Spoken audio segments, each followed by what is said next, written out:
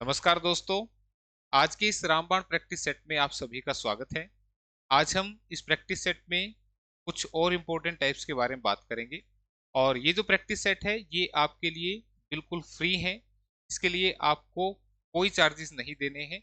बस करना क्या है, अगर आप चैनल पर नए हैं और पिछली प्रैक्टिस सेट को देखना चाहते हैं तो उसके लिए इस वीडियो के डिस्क्रिप्शन में आपको लिंक मिलेगा। वहां मैंने प्लेलिस्ट बना दी है, वहां से आप पुराने प्रैक्टिस सेट को देख सकते हैं। और साथ ही जो आपके एग्जाम से रिलेटेड इंपॉर्टेंट क्लासेस हैं उनका लिंक भी आपको वहां पर मिल जाएगा। और क्लासेस की जो पीडीएफ है वो भी बिल्कुल फ्री है, कोई चार्जेस नहीं है उनके लिए भी। उसके लिए आप मेरे टेलीग्राम ग्रुप से ये जो पीडीएफ है उनको डाउनलोड कर सकते हैं। तो आज हम जो प्रैक्टिस सेट करेंगे उसमें हम कुछ और टाइप्स के बारे में डिस्कशन करने वाले हैं। तो क्लास को ध्यान से देखिएगा और कोई भी डाउट आता है तो मैं आपके कमेंट पढ़ता रहता हूँ। जो भी लगता है मुझे रेलिवेंट है कि इसका आंसर करना चाहिए वो मैं आंसर दे देता हूँ। कुछ बच्चों की दिक्कत आती है कि सर बोर्ड पे क्वेश्चन नहीं दिखाई देता, तो भाई उसके लिए आप यूट्यूब में टॉप राइट कॉर्नर पे सेटिंग्स हैं, वहां से आप जो वीडियो की रेजोल्यूशन है वो 360p या 480 पिक्सल, पी मतलब पिक्सल, उस पर करके आप वीडियो को देखेंगे तो आपको सभी क्वेश्चन साफ साफ दिखाई दे जाएंगे। फिर भी पीडीएफ तो मैंने डाल ही दी है, ठीक है। तो रिलैक्स होके पढ़ना है। और जब तक आपका एग्जाम आएगा, जैसे कि पोस्टपोन हो गया, जब तक आपका एग्जाम आएगा आपने यहाँ से जो क्लासेस कराई जा रही हैं ध्यान से तैयारी करनी है। मैं जो प्रैक्टिस सेट करा रहा हूँ उसमें हर चैप्टर की जितनी भी इंपॉर्टेंट टाइप्स बनती हैं सभी को कवर करके चलूंगा, ठीक है। तो बस आप खुद पे भरोसा रखिए, मुझ पे भरोसा रखिए और अपने एग्जाम की तैयारी करते रहें, ठीक है। तो करते हैं क्लास को शुरू। तो आज का जो फर्स्ट क्वेश्चन है वो आपके सामने स्क्रीन पर आ गया है। और नेक्स्ट क्लास में कोशिश करेंगे कि भाई क्वेश्चन बाइलिंगुअल भी आ जाए, ठीक है। बस थोड़ा सा क्लास डिले हो जाएगी, इसलिए मैंने सोचा कि जैसे मिल रहे हैं वैसे वैसे पढ़ा दिया जाए, ठीक। तो क्वेश्चन क्या है कि यदि किसी राशि पर 2 वर्ष वार्षिक रूप से संयोजित के लिए 17% की दर से चक्रवृद्धि ब्याज और साधारण ब्याज के बीच का अंतर 433.50 रुपए है, तो राशि कितनी होगी। ये कह रहे हैं कि 2 साल में 17% का एनुअल रेट ऑफ इंटरेस्ट है, यानी कि वार्षिक ब्याज की दर है। तो सीआई और एसआई के बीच का डिफरेंस आपको दे रखा है, आपसे प्रिंसिपल अमाउंट जो है वो पूछना चाह रहा है, ठीक है। हालांकि मैं एक्सप्लेन करता हूँ, देखो एग्जाम में भी आपकी हिंदी आएगी और इतना ज्यादा मुश्किल नहीं है। जिस बच्चे को लगता है कि नहीं हमारा मैथ इंग्लिश मीडियम है, तो बता दूं मेरा मैथ्स भी इंग्लिश मीडियम है, ठीक है। लेकिन मैं उसको एक्सप्लेन कर रहा हूँ। चक्रवृद्धि ब्याज यहाँ पर कंपाउंड इंटरेस्ट है, सभी को पता है। और वार्षिक रूप से संयोजित का मतलब एनुअल जो है वो इंटरेस्ट पे हो रहा है आपको, ठीक है। हाफ ईयरली भी होता है, क्वार्टरली भी होता है, उसके क्वेश्चन आगे के प्रैक्टिस सेट में आएंगे। तो यहाँ पे ये जो क्वेश्चन आपको दिया हुआ है इसके लिए आप क्या करेंगे, देखो तरीके तो कई हैं क्वेश्चन करने के, लेकिन कई बार एग्जाम में इसका डिफरेंस का फार्मूला आ जाता है, तो मैं उस फार्मूले से इस क्वेश्चन को करा रहा हूँ, ठीक है। तो यहाँ पे आपने ध्यान रखना है सी आई और एस आई का जो डिफरेंस होता है, सी आई और एस आई का जो डिफरेंस होता है 2 साल के लिए, 2 साल के लिए वो जो डिफरेंस होता है वो होता है पी आर स्क्वेयर अपॉन में 100 का स्क्वेयर, ठीक है।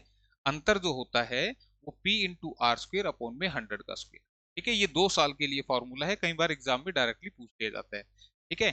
3 साल के लिए, 3 साल के लिए जो अंतर होता है, डिफरेंस होता है, वो होता है P R square into 300 plus R upon में 100 का क्यूब। तो ये दोनों फॉर्मूले आपने याद कर लेने हैं।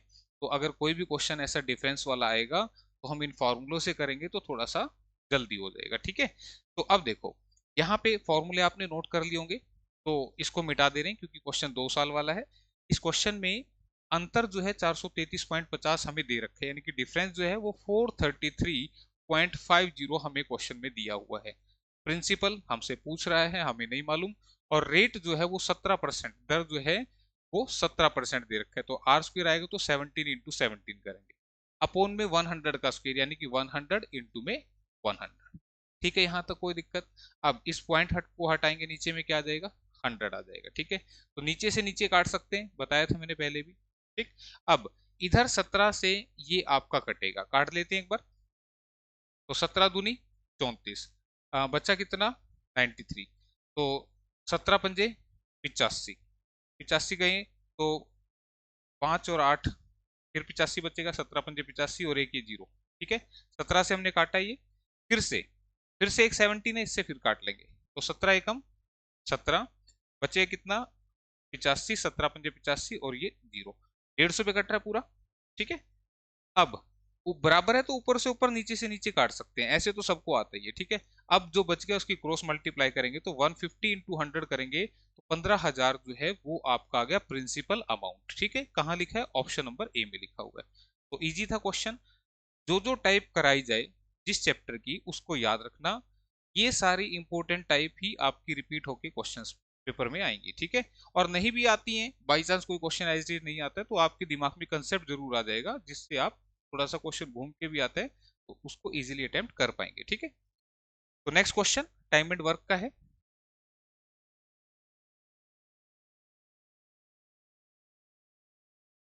हाँ जी, क्वेश्चन क्या है कि यदि 45 व्यक्ति एक दिन में 8 घंटे कार्य करते हुए किसी काम को 18 दिन में पूरा कर सकते हैं तो उसी काम के 2/3 भाग को 9 घंटे प्रतिदिन करके 20 दिनों में पूरा करने के लिए कितने आदमियों की आवश्यकता होगी। ठीक है, अब देखो यहाँ पे टाइम एंड वर्क के इस चैप्टर में MDH का जो है वो कंसेप्ट लागू होता है, जिसमें M डिनोट करता है मैन पावर को, ठीक है, D डिनोट करता है डेज को, दिनों की संख्या, और H डिनोट करता है आर को, और W डिनोट करता है वर्क को। कैसे लगाना है देखो, कह रहा है कि 45 आदमी 8 घंटे हर रोज काम करके, तो मैन पावर कितनी होगी 45 आदमी 8 घंटे हर रोज काम करके किसी काम को 18 दिन में पूरा कर रहे हैं, तो ये क्या हो गया आपके डेज हो गए, ये आपका टाइम हो गया। और किसी काम को, तो काम हमने एक लिया। ठीक है, क्लियर है। फिर कह रहे हैं उसी काम के 2/3 भाग को, अब देखो काम एक था तो एक का 2/3 करेंगे तो कितना होगा, 2/3 ही होगा। ठीक है, काम हम एक क्यों मानते हैं, क्योंकि एक का भी जितना बोलता है, बोला उसी काम का 3 गुना काम, तो एक का 3 गुना 3 हो जाएगा। उसी काम का 2.5 गुना काम, तो एक का 2.5 2.5 हो जाएगा। ठीक है, तो डायरेक्टली उतना ही हो जाता है, तो इसलिए हमने इसको 1 माना। तो उसी काम के 2/3 भाग को 9 घंटे हर रोज करके, 9 घंटे हर रोज करके 20 दिन में पूरा करने के लिए कितनी मैन पावर चाहिए, ये वो पूछना। ठीक है, क्वेश्चन का टाइप पता लग गया। तो अब कैलकुलेशन करनी है, हम काटेंगे इसको कैसे, देखो 2 से ये 10 पे कट रहा है, काट दिया। अब ऊपर से ऊपर काट के देखते हैं, तो यहां से देखो 9 से क्या कटा, 5 पे कटा, 5 से किस पे कटा, 2 पे कटा, 2 से 4 पे। ठीक है, कैलकुलेशन में ये 3 भी जो है वो ऊपर चला जाएगा, ये 2/3 है ना, कैलकुलेशन करेंगे तो ये 3 जो है ऊपर चला जाएगा, तो मैं इसको ऊपर लिख देता हूँ, ये 3 भी आपका कहाँ जाएगा, यहाँ ऊपर चला जाएगा। ठीक है, तो 3 से भी कट रहा है, 3 6 के 18, क्लियर है। अब x की वैल्यू क्या होगी, 6 चौके 24।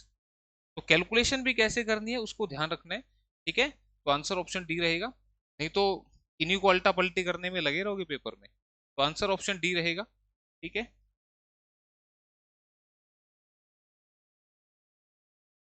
नेक्स्ट क्वेश्चन, चतुर्भुज, चतुर्भुज होता है क्वाड्रिलेटरल, एबीसीडी में एंगल सी जो है 72 डिग्री है, एंगल डी 28 डिग्री है, एंगल ए और बी के समद्विभाजक यानी कि एंगल बाइसेक्टर, यानी कि एंगल ए और एंगल बी के एंगल बाइसेक्टर पॉइंट ओ पर मिल रहे हैं, तो एंगल ए ओ बी की जो वैल्यू है वो क्या होगी। ठीक है, सुने ध्यान से, बस अगर स्टेटमेंट वहां बोर्ड पे नहीं समझ में आ रही तो मैं बोल रहा हूँ स्टेटमेंट को।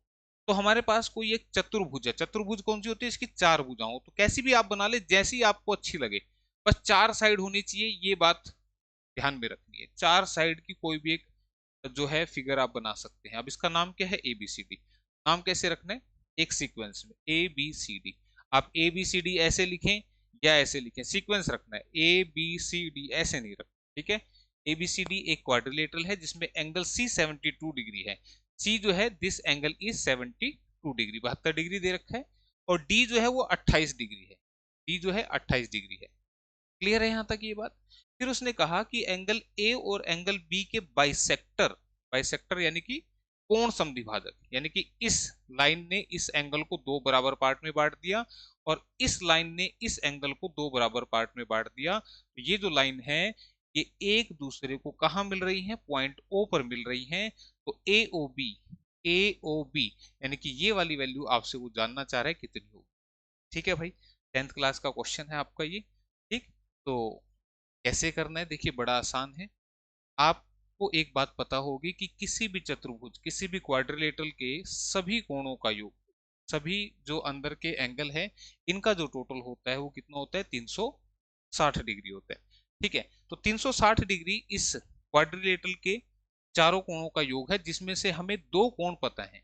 ठीक है, तो अगर मैं इस 360 में से ये दो एंगल्स का टोटल यानी कि 28 और 72 इसको अगर मैं माइनस कर देता हूं, ठीक है, तो कितना आएगा देखो, 100 माइनस कर दो 360 में से, दिस इज 260। ठीक है, यानी कि जो 260 टोटल है वो इसका और इसका यानी कि एंगल ए और एंगल बी का टोटल कितना बन गया, हमारा 260 बन गया। इस बात में कोई रटने वाली बात नहीं है।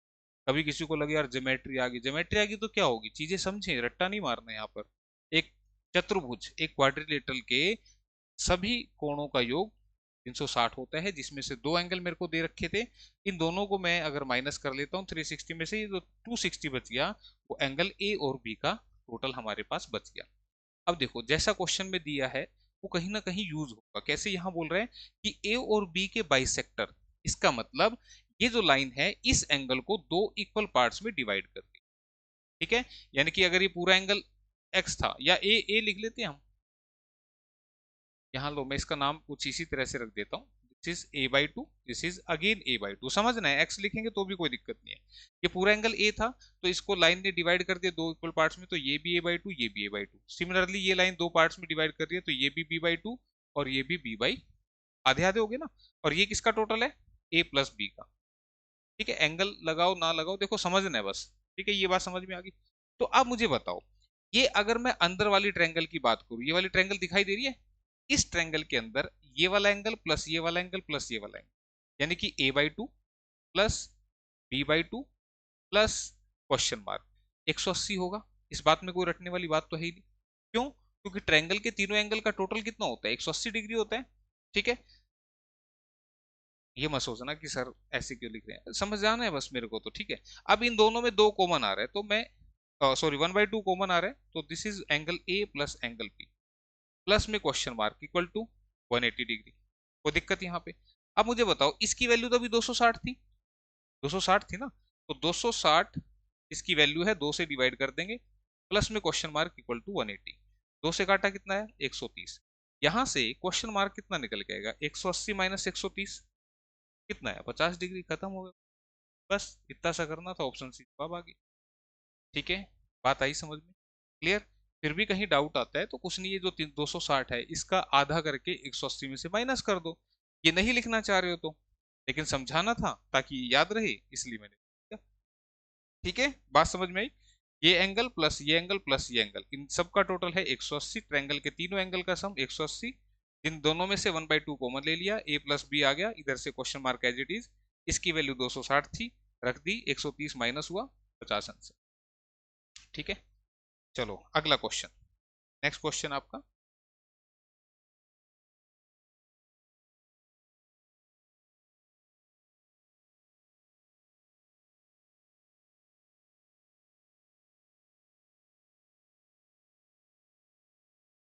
हाँ जी, नेक्स्ट क्या कहते हैं कि निम्नलिखित में से किसके विकर्ण आपस में लंबवत होंगे।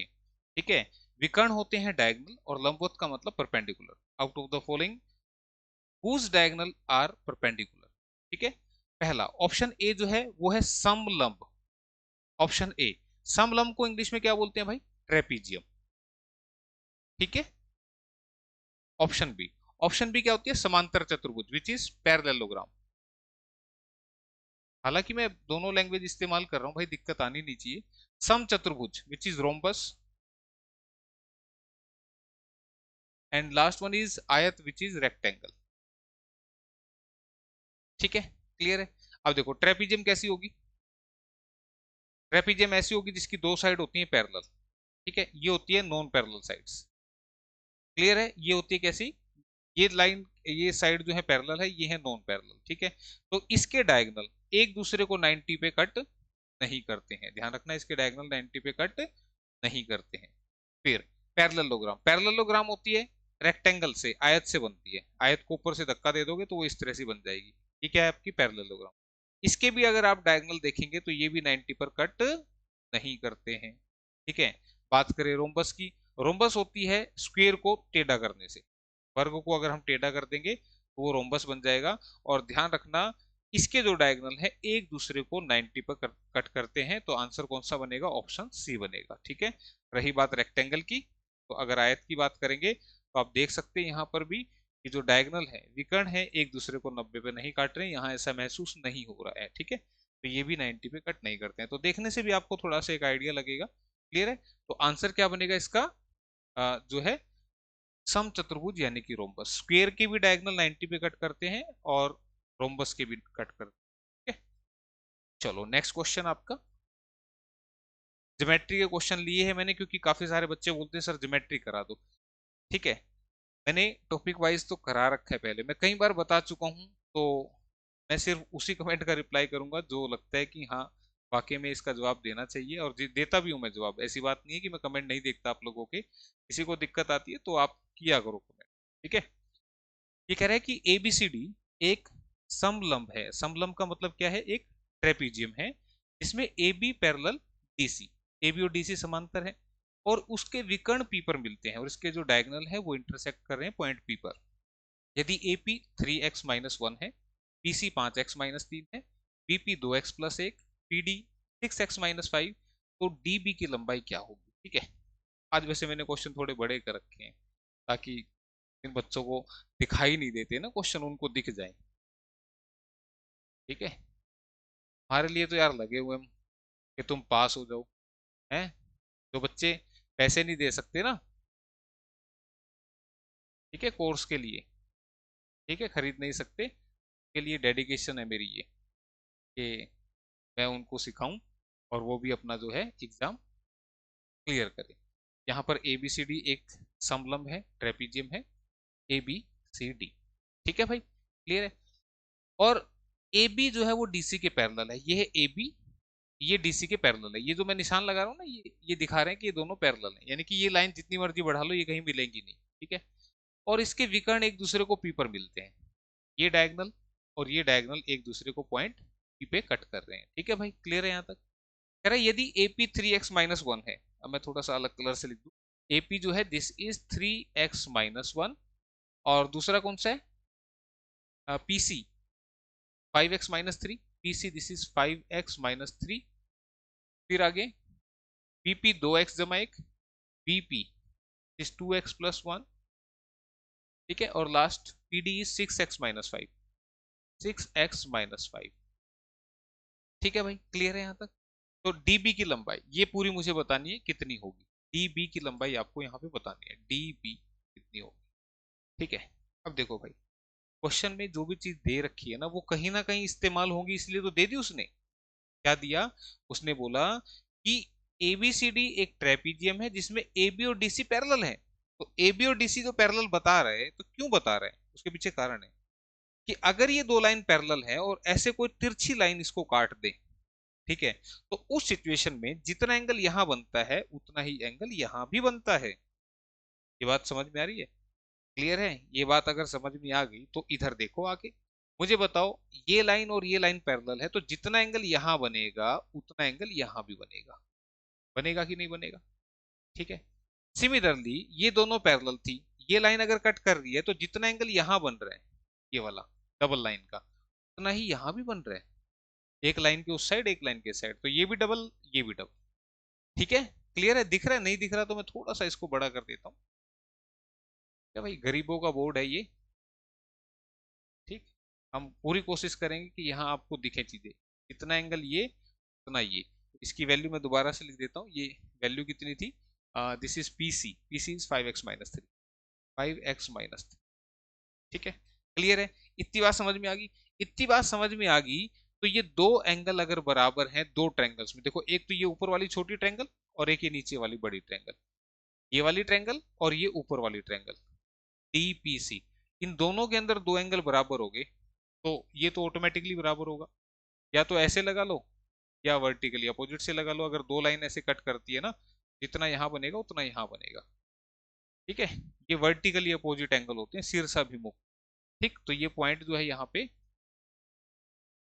ये वाला जो एंगल है ये इसके बराबर होगा। तो यहां से मैं ये जो चीजें आपको कर करके दिखा रहा हूँ, कभी सिंगल लाइन लगा रहा हूँ, कभी डबल लगा रहा हूँ, कभी इनको डार्क कर रहा हूँ, क्यों कर रहा हूँ? क्योंकि मैं आपको बताना चाहता हूँ कि यहाँ पर ये दोनों ट्रायंगल जो हैं वो हमने सिमिलर बता दी। ठीक है, ये जो मैं एंगल्स बता रहा था इससे क्या है, दोनों ट्रायंगल कैसी होगी आपकी, सिमिलर होगी। यानी कि अगर एक ट्रायंगल के तीनों एंगल दूसरी ट्रायंगल के तीनों एंगल के बराबर है, या दो एंगल एक ट्रायंगल के दूसरे ट्रायंगल के दोनों एंगल के बराबर है, तो ट्रायंगल कैसी होती है, सिमिलर, यानी कि समरूप हो, समान रूप की होती है। ठीक है, तो इतनी बात अगर आपको समझ में आ गई, तो अब जब दो ट्रायंगल सिमिलर हो जाएं, ठीक है, सुनते रहना इन बातों को, बेसिक्स चल रहा है साथ के साथ, कि जब दो ट्रायंगल सिमिलर हो जाएं, समरूप हो जाएं, तो उनकी कोरोस्पोंडिंग साइड्स का रेशो भी क्या होता है, सेम होता है। क्या बोला मैंने, कि कोरोस्पोंडिंग साइड का, यानी कि संगत भुजाओं का जो अनुपात होता है वो भी समान होता है। तो इस बात को समझते हैं कैसे, देखो, बड़े वाली ट्रायंगल दिखाई दे रही है, बड़े वाली ट्रायंगल में इस सिंगल लाइन वाले एंगल के सामने वाली साइड कौन सी है, 3x-1। सिमिलरली छोटे वाली ट्रायंगल में सिंगल लाइन के सामने, सिंगल वाले एंगल के सामने जो है वो कौन सा है, 5x-3। तो इसका जो रेशियो होगा, यानी कि इसके अपॉन इसका जो रेशियो होगा, वही इस बड़ी ट्रायंगल के अंदर डबल लाइन के सामने वाले कौन सा है, 2x+1, अपॉन में छोटी में डबल लाइन के सामने कौन सा है, 6x-5। तो ये जो रेशियो होगा ये आपस में कैसा होगा, कैसा होगा, इक्वल होगा। ये कब होता है, जब हमारी दो ट्रायंगल सिमिलर यानी कि समरूप होते हैं। ठीक है, तो अब इतनी बात अगर आपको समझ में आ गई, और अगर नहीं भी आई, फॉर एग्जांपल नहीं भी आता है, तो ऐसा क्वेश्चन अगर कहीं भी दोबारा दिखाई दे, तो आपने करना है क्या, जस्ट ये डायग्राम बना के, ये साइड अपॉन में ये साइड, ये साइड अपॉन में ये साइड, बस यहाँ गलती ये नहीं करना, इधर से इसकी साइड लिए ना पहले, तो सेकंड टाइम भी इसी की साइड लेनी, कभी इसकी ले दो, वहां गलत हो जाएगी। ठीक है, हालांकि मैंने पूरा बताया कोरोस्पोंडेंस हमने कैसे लगाया, फिर से देख लें एक बार। सिंगल बड़ी ट्रायंगल में सिंगल लाइन के सामने वाली साइड 3x-1, अपॉन में छोटी में सिंगल लाइन के सामने वाली 5x-3 इक्वल टू, अब बड़ी में डबल लाइन के सामने वाली 2x+1, और छोटी में डबल लाइन के सामने वाली 6x-, ये आ गई। ठीक है, इसी को मैंने डायरेक्ट भी बताया था, ये अपॉन में ये अपॉन में ये। ठीक है, अब इसको सोल्व करेंगे कैसे, क्रॉस मल्टीप्लाई से। ठीक है, आर पार की गुणा होगी, अभी शॉर्टकट भी बताऊंगा, लेकिन पहले एक बार डिटेल तो देख लो। 3x × 6x कितना बनेगा, 18x²। 3x-5 कितना बन गया, 15। ठीक है, इसको उठाया दोनों से मल्टीप्लाई, अब -1 को उठाओ दोनों से मल्टीप्लाई, -1 × 6x माइनस के 6x, -1 × -5 माइनस माइनस के हो जाएंगे प्लस के 5। ठीक है, हो गई भाई। अब ऐसी इसकी और इसकी करो, तो 2x को उठाओ इससे मल्टीप्लाई करो, कितना बनेगा, 10x²। 2x को उठाओ इससे माइनस के 6x। ठीक है, यहाँ पे 15x लिखना था क्या, एक मिनट रुको, 3×6 = 18x², 3 - 15, यहाँ पे गलती कर दी ना मैंने, 3×5 = 15x। ठीक है, क्लियर हो गया। फिर -1 की इंटू से करेंगे तो माइनस के 6x, और माइनस माइनस प्लस के 5। अब ठीक हो गया। ठीक है, अब देखो सिमिलरली 2x, 2×5 = 10x², 2x की -3 से माइनस के 6x, 1 की 5x से प्लस के 5x, और -3 से माइनस के 3।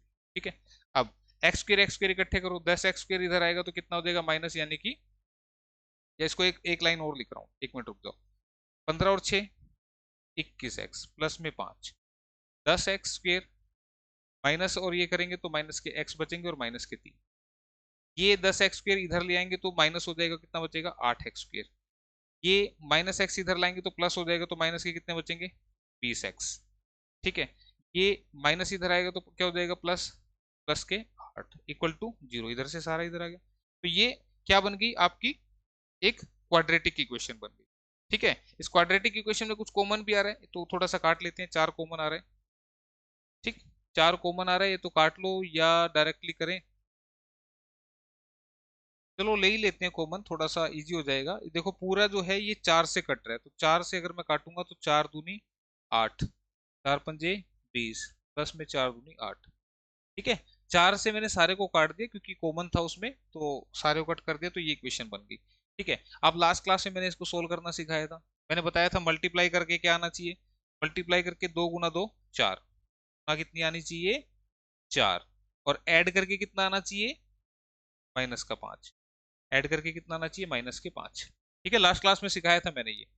ठीक, अब ऐसे दो फैक्टर ढूंढो, मल्टीप्लाई करके क्या आ जाए, 4, लेकिन ऐड करके 5 आना चाहिए, तो यहाँ तो ये 2 और 2 4 बन रही है, बना ही नहीं, तो इसके दो फैक्टर हम क्या ले लेंगे, के दो फैक्टर लेंगे, 4 एकम 4, मल्टीप्लाई करके 4 आ रहा है, लेकिन ऐड करके -5 आना चाहिए, तो दोनों ही क्या लेने पड़ेंगे, माइनस के। ठीक है, मल्टीप्लाई में माइनस माइनस प्लस बन जाएगा। ठीक, क्लियर है। तो दो फैक्टर हमारे पास आ गए। फिर मैंने आपको डायरेक्टली सोल्व करनी भी सिखाई थी, ये कि कोई पूरी डिटेल लिखने की जरूरत नहीं है। उसके लिए क्या बताया था, एक्स स्क्वायर के साथ जो लिखा हुआ है इसी से इनको डिवाइड कर दो। ये बातें मैं सिखा चुका हूं। ये -2 आ गया, ये -1/2 आ गया। तो यहां से एक्स की जो वैल्यू मिलती है, मैंने कहा था जो भी साइन आए उसको पलट के लेना है। जो भी साइन आए, ये माइनस का तो प्लस का ले लिया, ये माइनस का था ये भी प्लस का ले लिया, लेकिन हम इस वाली वैल्यू को नहीं लेंगे। क्यों? क्योंकि x की जो पूरी पूरी वैल्यू है इसको हम कंसीडर कर लेंगे, और जैसी x की वैल्यू हमें यहां से मिल जाएगी तो अब हम लिखेंगे हमारा फाइनल आंसर। हमसे पूछा था db की लंबाई क्या होगी, db की लंबाई। ठीक है, db की लंबाई हमसे पूछ रहा था, तो ये d और b है, तो इसकी लंबाई के लिए 6x-5, 6x-5 और प्लस में 2x प्लस में 1, प्लस में x प्लस में, ये पूरी है ना, तो हमने इसको पूरी को ले लिया। अब ये कितना बन गया, 6 और 2 8x और माइनस के 4, x की वैल्यू 2 रखेंगे तो कितना बनेगा, 16 -4, आंसर कितना बना, 12। तो आंसर कितना बन रहा है, 12 दिख रहा है कहीं, ऑप्शन नंबर डी में दिख रहा है। ठीक है, तो ये हो गया भाई इसका पूरा डिटेल मेथड, जो कि मैंने पूरा सोल्व करके दिखा दिया आपको। लेकिन हम इसको थोड़ा सा और भी फास्ट तरीके से कर सकते थे। कैसे होता, उसके लिए हम इस्तेमाल करते ऑप्शन का। ठीक है, कैसे ऑप्शन का इस्तेमाल करते दिखा देते हैं आपको। मिटा दें इसको, तो ये तो हमने कर लिया।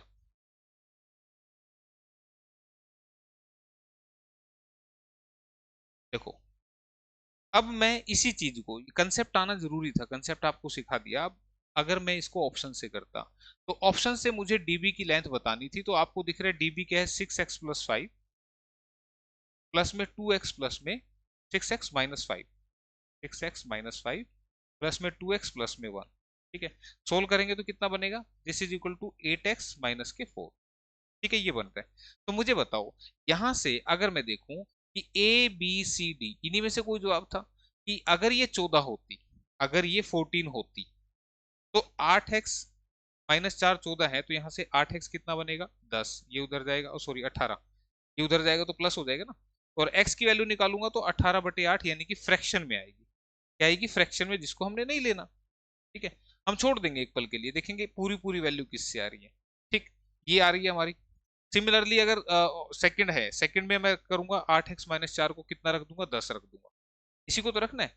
तो यहां से अब एक बार तो मैंने करके दिखा दिया, नेक्स्ट टाइम आपको पूरा रखना नहीं पड़ेगा। आपको पता है भी 4 इधर आके प्लस होते हैं, तो 8x-14 आ रहे हैं, इसमें भी नहीं कट रहा। इसमें रखूंगा तो 16 और 4 20। ठीक है, 20, 8x 20 के बराबर, तो x फिर से फ्रैक्शन में आ रहा है। इसको रखूंगा तो 8x बराबर है, 8x-4 बराबर है, लास्ट ऑप्शन में 12 है, तो 8x की वैल्यू क्या होगी, 16, x की वैल्यू क्या होगी, 2, x की वैल्यू 2 हो गई। तो ये 2 आ गया, तो मुझे x की वैल्यू यहाँ पे रख के अगर देखना चाहें, सेटिस्फाई हो तो वेल एंड गुड, अदरवाइज तो ये आंसर आपको। ठीक है, जैसी x की वैल्यू हमें मिल गई, मान लो किसी और ऑप्शन से भी अगर पूरी पूरी वैल्यू मिल जाती एक पल के लिए, तो उस x की वैल्यू को यहाँ पे पुट करके देखो, मन में ही करना पुट, ऐसे ज्यादा लिखने की जरूरत नहीं है। अगर x 2 है तो 3 दूनी 6, 6 में से 1 गया 5, ऊपर 5 आ रहा है, 5 दूनी 10, 10 में से 3 गए 7, तो इधर 5/7 बनेगा। इधर भी देखो, 2 दूनी 4 और 1 5, सिमिलरली 6 दूनी 12, 12 में से 5 गए 7, तो left hand side right hand side के बराबर आ रही है। तो आप ऐसे भी चेकआउट कर सकते हैं। किसी को लगे कि नहीं मल्टीप्लाई में ज्यादा टाइम लग रहा है, तो ये थोड़ा सा चीजें प्रैक्टिस से आती हैं। ठीक है, इनके लिए थोड़ा सा दिमाग से आपको सोचना पड़ेगा, लेकिन एग्जाम में याद रखना, जो तरीका किसी क्वेश्चन के लिए याद आ गया उसी को अप्लाई करो और पास से करना है। ठीक है, ये नहीं सोचने बैठना कि यार इसका और क्या तरीका हो सकते हैं, ऐसे सोचोगे तो फिर सोचने में लगे रहोगे। ठीक है, तो चीज मैंने बताई आपको कि अगर ऐसी टाइप आ जाए तो इस तरीके से भी आप इसको कर सकते हैं।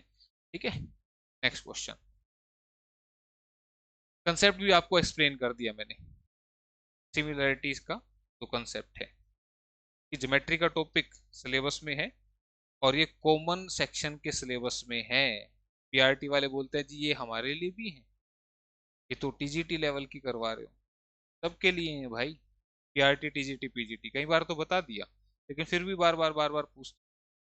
चलो नेक्स्ट क्वेश्चन है कि 784 वर्ग सेंटीमीटर क्षेत्रफल वाले एक वर्ग में अंकित वृत्त का क्षेत्रफल क्या होगा, यानी कि एक स्क्वायर दे रखा है जिसका एरिया 784 दे दिया हमें, इसके अंदर हमने एक सर्कल बना दिया, तो उस सर्कल का जो एरिया है वो कितना होगा, ये हमसे जानना चाह रहे हैं। ठीक है, तो अब देखो सबसे पहले तो ये 784 क्या है, एक स्क्वायर का एरिया है, ये एक स्क्वायर हो गया, स्क्वायर की सारी साइड इक्वल होती है, और स्क्वायर का एरिया होता है ए स्क्वायर 784 है, ए की वैल्यू क्या होगी, √784, और 784 का रूट निकालने कितना आएगा, 28। ठीक है, किसी को ये याद नहीं है, इनकेस याद नहीं है तो कोई दिक्कत नहीं भाई, 784 को लिखना और ऐसे काटना शुरू कर देना।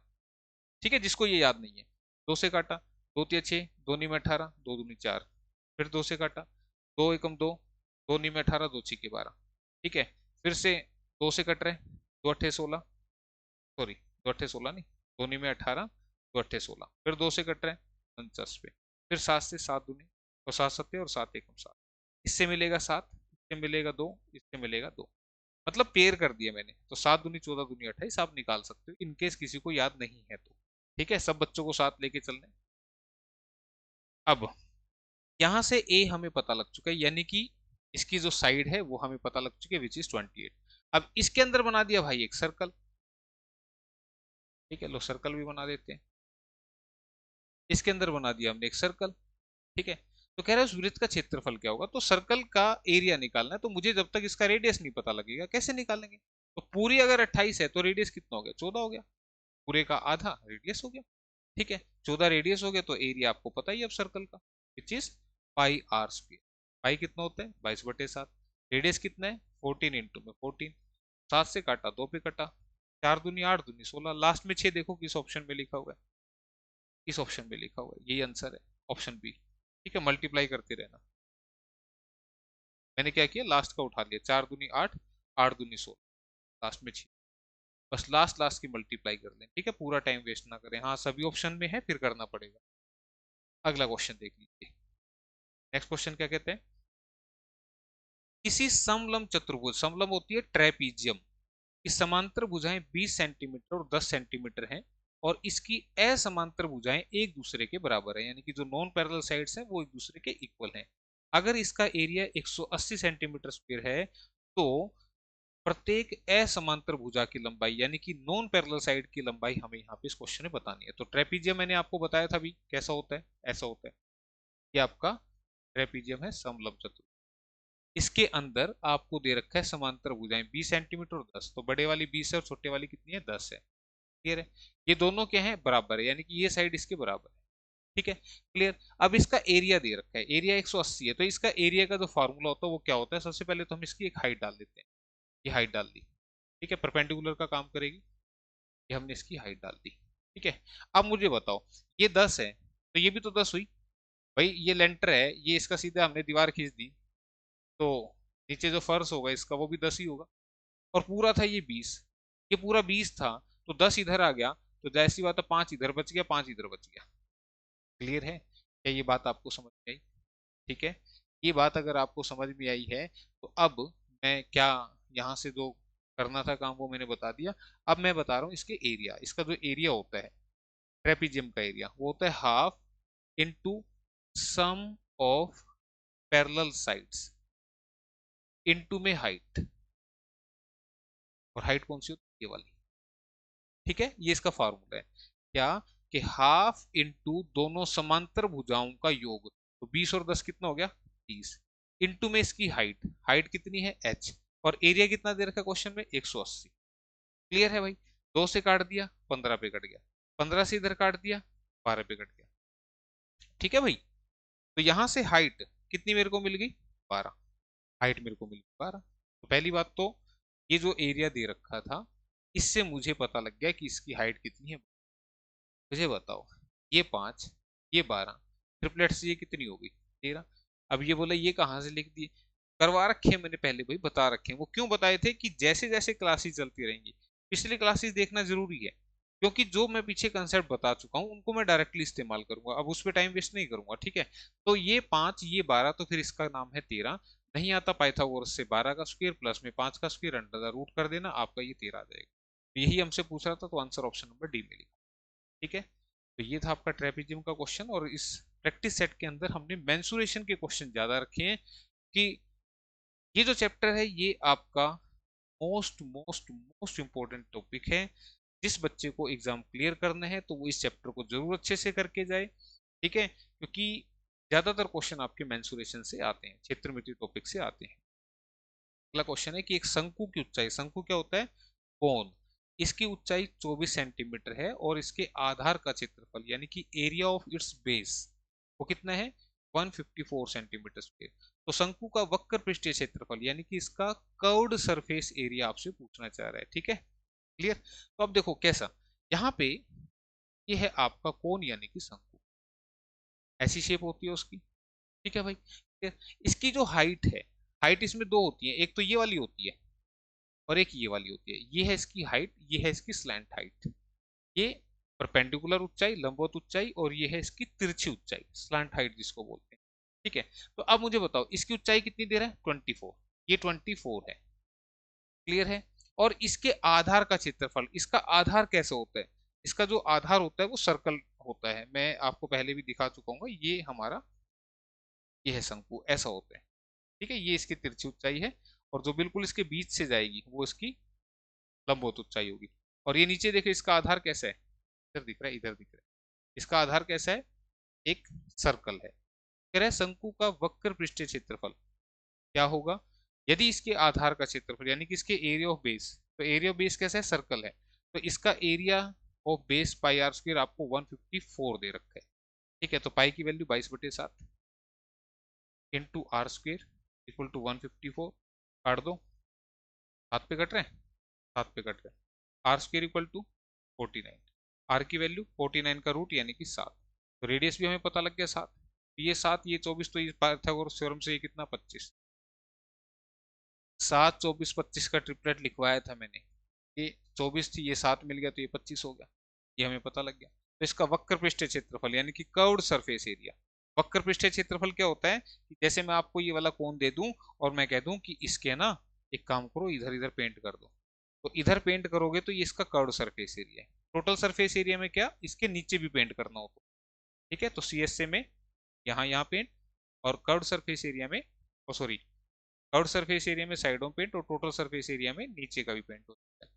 तो यहाँ से कर्व्ड सरफेस एरिया होता है पाई आर एल के बराबर, तो पाई 22/7, रेडियस 7 है और एल हमारा 25 आ चुका है, 7 से 7 कट गया, 25 दूनी 50, 25 दूनी 50 और 5 बच, तो 550 550 centimetre square, option number B जवाब रहेगी, ठीक है। चलो नेक्स्ट क्वेश्चन।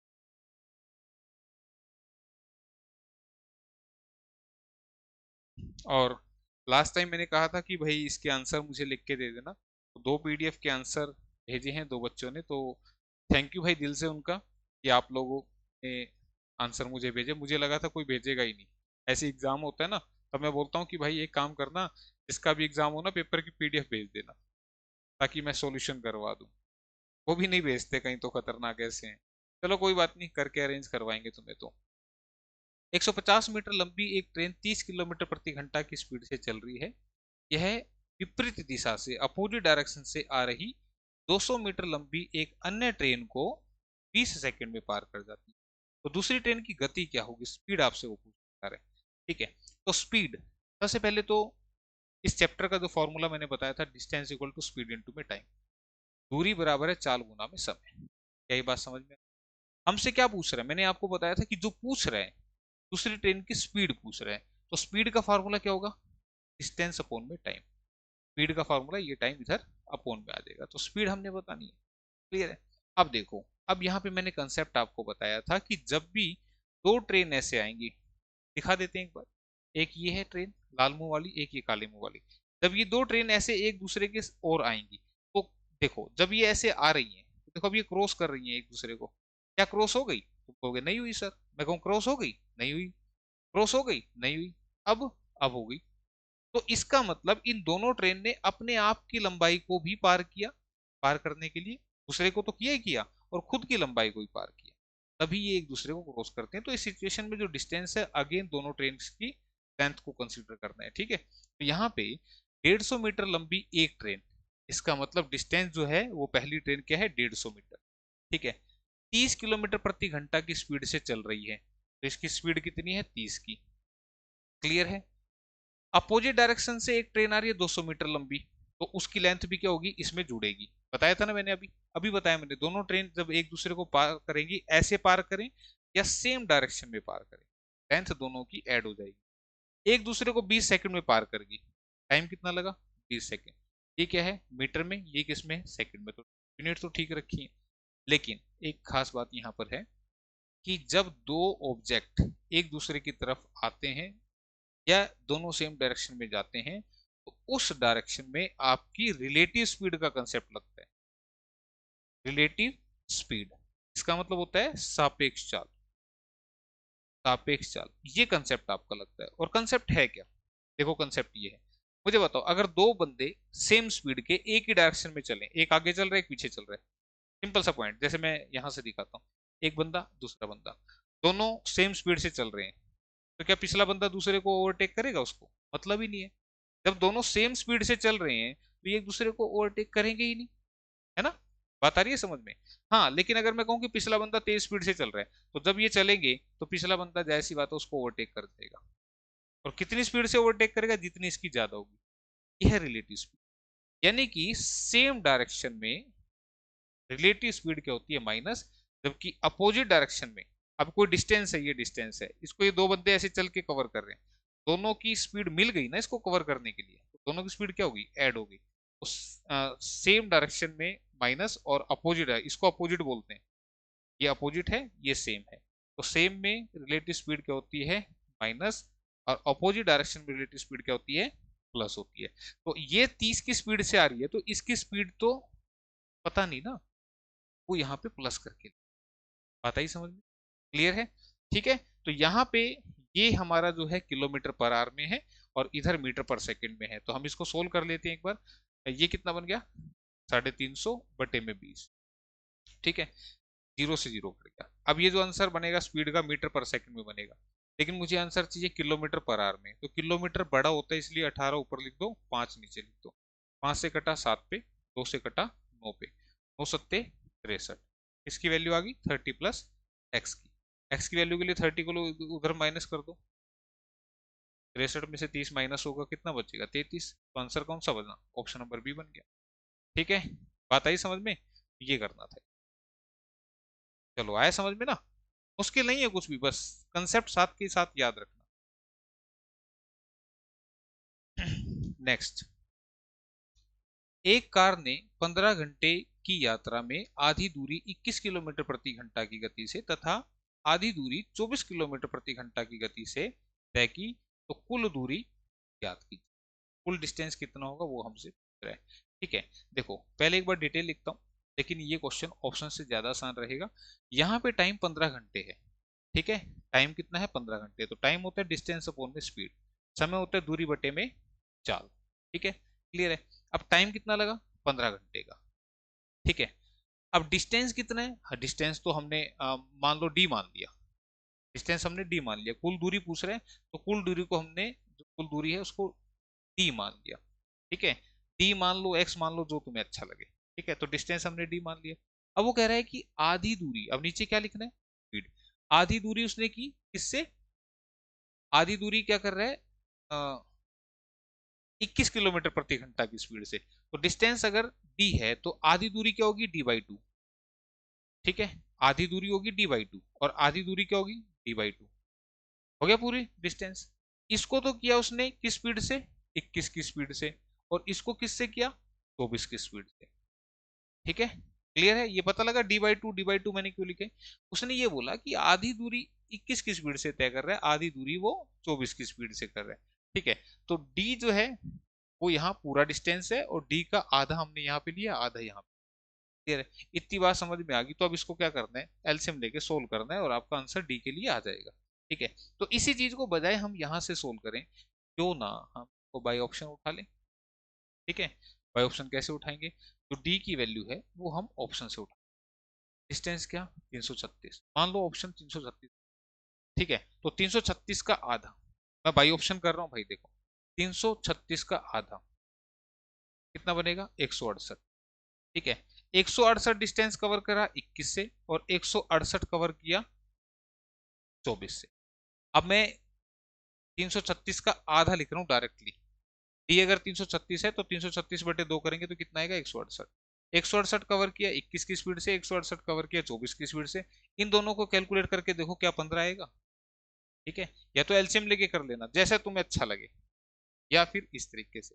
तो मैं इसको काटूंगा तो 7 या 21, 7 दूनी 14, 7 चौके 28, 3 से कटा 8 पे, 7 8 से काट दो, 8 दिया 24, 8 दूनी 16, 8 एकम 8, 3 7 21, 8 और 7 15, आ रहे 15 घंटे के बराबर।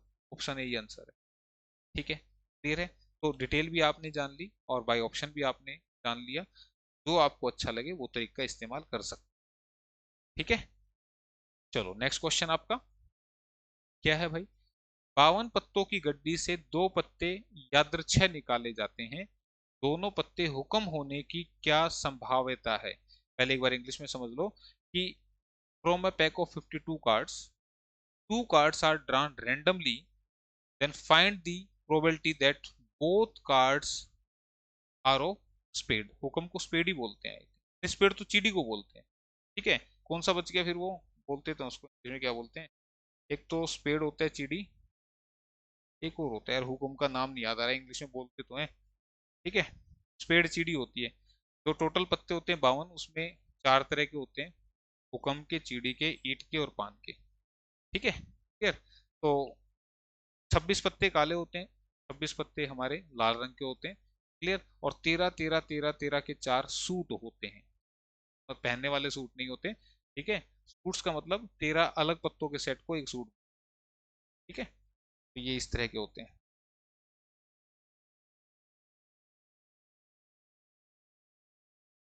इस तरह का होता है चिड़ी का। ये होता है आपका ये, एक ईट होती है और एक डायमंड होता है। भाई दिल ठीक नहीं बना, क्या करें भाई, का दिल टूटा वही ठीक बना सकता है, हमारे तो दिल जुड़े हुए हैं। ठीक है, बस भावनाओं को समझो। ठीक है, तो ये होते हैं। ठीक, इसका, हाँ क्लब, ये क्लब होता है, इस पेड़ होता है। ठीक है, पी ए यू क्लब। ठीक है इसी में ज्यादा अच्छे समझ में आते होंगे ये हुक्म का, ये नहीं यार, ये चिड़ी का, ये हुक्म का मैं ही भूल गया हूँ यार, क्या कहाँ के पत्ते, खेलते नहीं ना इसलिए इतना याद नहीं रहता यार। ठीक है, आते नहीं, बस काम चलाओ से सीख रखे हैं इसके लिए। ठीक, ये आपका क्लब यानी कि चिड़ी का, ये स्पेड यानी कि हुक्म का, ये आपका डायमंड, और ये हार्ट। ठीक है, ईट और पान। तो ये आपके पत्ते होते हैं। तो यहां से उसने पूछा कि 2 पत्ते बिना देखे निकालें तो उनकी क्या प्रोबेबिलिटी है कि वो दोनों किसके हों, हुक्म के हों। तो अब यहाँ पे जो सिलेक्शन वाला जो काम हो रहा है कि 2 पत्ते सिलेक्ट करने, बिना देखे सिलेक्ट करने, तो वहां पे ये जो काम होता है वो हमारा कॉम्बिनेशन से होता है। कॉम्बिनेशन किससे हम कैलकुलेट करते हैं, एनसीआर से। ठीक है, एनसीआर, तो एनसीआर क्या होता है, this is an factorial upon में आर फैक्टोरियल और इनटू में एन माइनस आर का फैक्टोरियल। ठीक है, ये होता है आपका। ठीक, क्लियर। जैसे फॉर एग्जांपल मैंने लिखा यहाँ पे 5c2, तो 5c2 क्या हुआ, 5 फैक्टोरियल अपॉन में 2 का फैक्टोरियल और 5 माइनस 2 का फैक्टोरियल। ठीक है, यानी कि this is equal to 5 factorial upon में 2 फैक्टोरियल, और 5 में से 2 गए 3 का फैक्टोरियल। ये डंडा लगा के बिंदी क्या है, आपका फैक्टोरियल है। ठीक है, फैक्टोरियल का मतलब क्या होता है, उल्टी गिनती, 5 4 3 2 1। ठीक है, मैंने पूरी 2 1 बोली नहीं, 2 फैक्टोरियल 2 गुना 1, 3 फैक्टोरियल एज इट इज रखा ताकि ऊपर से कैंसिल हो जाए। ठीक है, तो जो नीचे मैक्सिमम होता है उतना ऊपर वाला खोलते हैं, मतलब इस तक खोलेंगे। 5 × 4, 3 नहीं खोलेंगे, ये 3 से 3 कट जाएगा, उसको छोड़ देंगे, तो 5 और 4 बच गया, 2 से 2 कट गया, तो 5 दूनी 10 इसका आंसर। तो ये सोल्व करना आएगा तभी आप इस क्वेश्चन को सोल्व कर पाएंगे। ठीक है, तो अब कॉम्बिनेशन बता दिया मैंने, याद रखना। अब क्या है क्वेश्चन में कि 2 पत्ते निकालने हैं। अब जो 2 पत्ते निकालने हैं वो हमें प्रोबेबिलिटी बतानी है। ठीक है, प्रोबेबिलिटी, प्रायिकता, प्रोबेबिलिटी ऑफ एन इवेंट, इसको आप हिंदी में बोलेंगे प्रायिकता, प्रायिकता, संभाविता, ये सारे इसी के नाम है। ठीक है, तो ये क्या होती है, होने की संभावना बटे में कुल संभावना। बटे में संभावना, ये होती है आपकी प्रोबेबिलिटी। होने की संभावना का मतलब क्या, कि दो पत्ते मुझे सिलेक्ट करने हैं, तो 13 में से कोई दो सिलेक्ट करूंगा। देखो मैंने बोला सिलेक्शन किससे होगा, कॉम्बिनेशन से होगा। ठीक है, सिलेक्शन किससे होता है, इस कॉम्बिनेशन से। तो हुक्म के कितने पत्ते होते हैं, 13, और दो पत्ते कोई भी हों तो 13 में से कोई दो सिलेक्ट होंगे। अपोन में ये है होने की संभावना, बटे में कुल संभावना, कुल तो 52 में से कोई दो सिलेक्ट होंगे, ये है कुल संभावना। बात आई समझ, ये है आपका कंसेप्ट। ठीक है, अब इसको खोलना मैंने अभी सिखा दिया। अब 13 और 2, नीचे 13 और 2 का डिफरेंस आएगा, तो 13 और 2 का डिफरेंस कितना होता है, 11। तो ऊपर वाले को खोलेंगे 11 से पहले तक, मतलब 11 नहीं लिखना, बटे में, बटे में कितना आएगा, 2।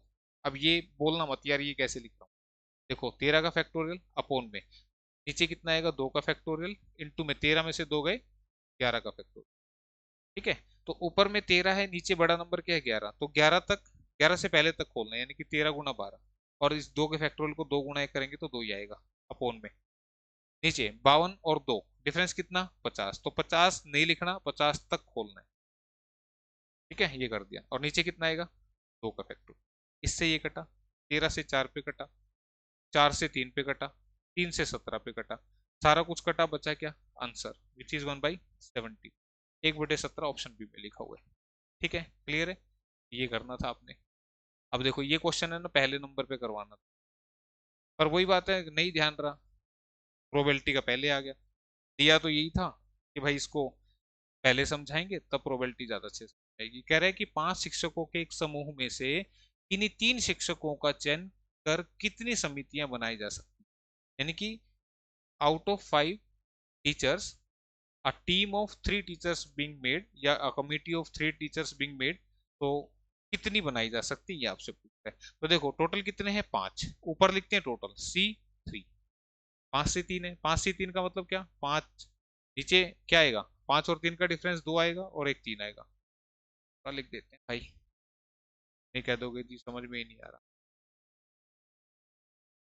ठीक है, 5 का फैक्टोरियल, 5 में से, सॉरी 3 का फैक्टोरियल, 5 में से 3 के उसका फैक्टोरियल, ऊपर क्या लिखूंगा, 5 फैक्टोरियल बटे में 3 का फैक्टोरियल, तो सीधा ही लिख देते हैं यार, 5 में से 3 गए 2 का, तो 5 फैक्टोरियल को खोल दिया, 5 इंटू 4 इंटू में 3 फैक्टोरियल, सारा कुछ काट पीट के दिखा दिया मैंने। ठीक है, ये नहीं बोलोगे नहीं बताया, 2 दूनी 4, 5 दूनी 10, तो 10 तरीके से हम जो है टीम बना सकते हैं 3 टीचर की आउट ऑफ 5 टीचर, तो आंसर ऑप्शन नंबर। ठीक है, नेक्स्ट क्वेश्चन आपका रिलेटेड है किसका, हाइट एंड डिस्टेंस का। कह रहे कि एक सीधा पेड़ तूफान की वजह से टूट गया, और टूटा भाग इस प्रकार से झुक जाता है कि पेड़ के शीर्ष भाग भूमि पर 30 डिग्री का कोण बनाता है, यानी कि तो पेड़ का टॉप पॉइंट है वो जमीन के साथ 30 डिग्री का एंगल बनाता है, भूमि को स्पर्श करता है। पेड़ के तल से उस बिंदु तक की दूरी जहां शीर्ष भाग भूमि को स्पर्श करता है वो 10 मीटर, यानी कि वो पेड़ का तना, मतलब जैसे दिखा रहा हूँ मैं एग्जाम्पल से, आएगा इसमें, नीचे हो रहा हूँ मैं, ये पेड़ है, आंधी आई ये टूट गया, टिक, ऐसे टूट गया, और टूट गया तो ये धरती है, ये धरती पे जाके ऐसे टकरा गया, देखो ये धरती है, ये मेरा हाथ धरती है, और ये पेड़ लगा हुआ है, और आंधी आई ये पेड़ टूटा ही, ठीक है, और टच किया यहाँ पे, और यहाँ से, यहाँ जहाँ पेड़ लगा हुआ है, कहाँ लगा हुआ है, यहाँ लगा हुआ है, यहाँ से ये जो पॉइंट है ये डिस्टेंस आपका कितना, 10 मीटर। क्या यार, क्या कर रहा हूँ मैं, समझ में आ गया ना, बस। तो कह रहे पेड़ की कुल ऊंचाई बता दो, देखो ध्यान से, ये है धरती, ये है पेड़, आंधी आई पेड़ टूट गया, यहाँ से टूट गया, और ये पोर्शन टूट गए, ये पोर्शन ये टूट के टकराए यहाँ पे। ठीक है भाई, ये डॉट वाले का मतलब क्या है, ये जब पेड़ नहीं टूटा था तो ये पूरा ऐसे बड़ा पेड़ था, और अब ये टूट के यहाँ टकरा गया, यहाँ टकरा गया, तो ये डिस्टेंस कितना है, 10 मीटर, एंगल पे कितने पे टकराया, 30 डिग्री। बात भेजे में घुसी कि नहीं घुसी, मेरे सारे इधर अंचर पंचर घुमवा दिए तुमने। और पेड़ की कुल हाइट पूछ रहे हैं, यानी कि यहाँ से यहाँ तक की पेड़ की हाइट है, यहाँ से यहाँ तक का मतलब ये और ये पूरा पेड़ ही तो है, ये पूरी हाइट पूछ रहे हैं, कभी बोलो कि ये वाला पेड़ है, ये तो जो टूट के बचा हुआ है वो वाला है, और ये टूटा हुआ इधर लगा हुआ है, पूरा अलग नहीं हुआ था पेड़। ठीक है, अब मुझे बताओ, ये 30 थी तो इसका नाम क्या बोला था मैंने, इसका नाम बोला था 1, इसका क्या बोला था 3, इसका क्या बोला था 2। नहीं याद करोगे तो नहीं समझ में नहीं आएगा, क्वेश्चन क्या करवा दिए सर, कर लो याद। अब मुझे बताओ, कंपेयर करना है किससे, जो गिवन है। रूट 3 की वैल्यू कितनी है? 10। एक की वैल्यू कितनी होगी? 10/√3। ठीक है, बात आई भेजे में। एक की वैल्यू 10/√3 आ गई ना, सोल्व कर लो। पैर में रूट अच्छा नहीं लगता, इसी से मल्टीप्लाई, इसी से। ये बन गया 10√3/में। ठीक है, बात समझ में आ गई? क्लियर? यहां तक ये बात समझ में आ गई, तो हम एक की क्यों निकाल रहे हैं? ठीक, एक की निकाल ली, चलो दे रखे है इसमें। तो अब एक की वैल्यू मैंने 10√3/3 निकाल ली, लेकिन मुझे तो किसकी निकालनी थी? मुझे तो इस दो की और एक तीन की वैल्यू निकालनी, तो तीन की वैल्यू निकाल लेते हैं। देखो ध्यान से, ये तीन कहाँ से आ गया? ये पेड़ पूरा है यहाँ से लेके यहाँ। तो एक की वैल्यू मेरे को पता है, एक और दो, तीन की वैल्यू। तो तीन की वैल्यू क्या होगी? 10√3/3 गुणा में 3। ये कट गया, आंसर कितना आ गया? बस यही करना था। फ्री के नंबर है तो ऑप्शन ए जवाब आ गया है। फ्री के नंबर है कि नहीं? बस जो दिया है उससे कंपेयर कर दो, जो पूछा उस टोटल की वैल्यू निकाल दो। एक की निकाल दी, एक के बाद तो जिसकी भी पूछता उसकी निकाल दो। Next question.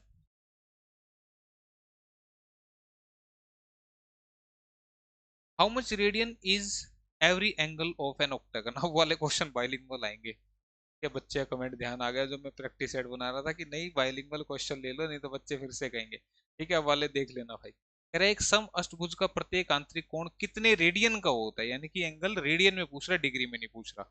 तो अष्टभुज जिसमें 8 भुजा होती हैं, तो याद करो ईच, ये पॉलीगन का क्वेश्चन है। ईच एक्सटीरियर एंगल निकाल लेते हैं।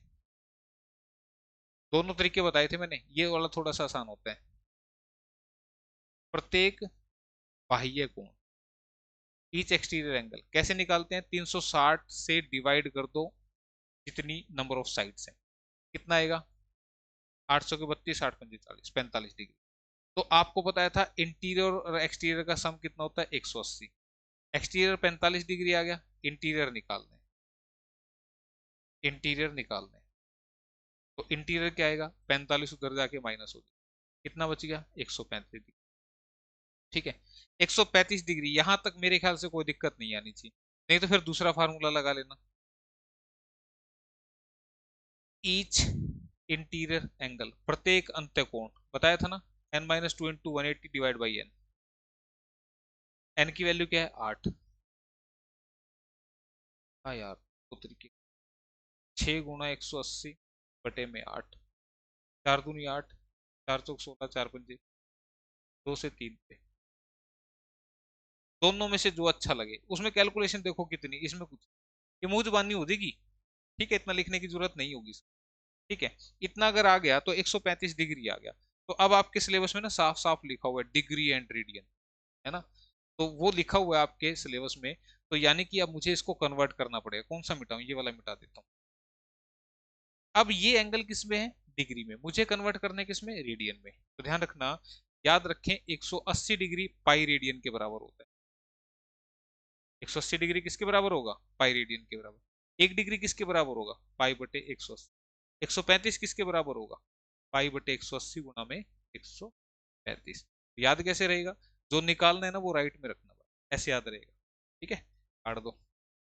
5×3 = 15, 5×6 = 30, 5×2 = 10, 5×7 = 35, होती है 27, 9×4 = 36।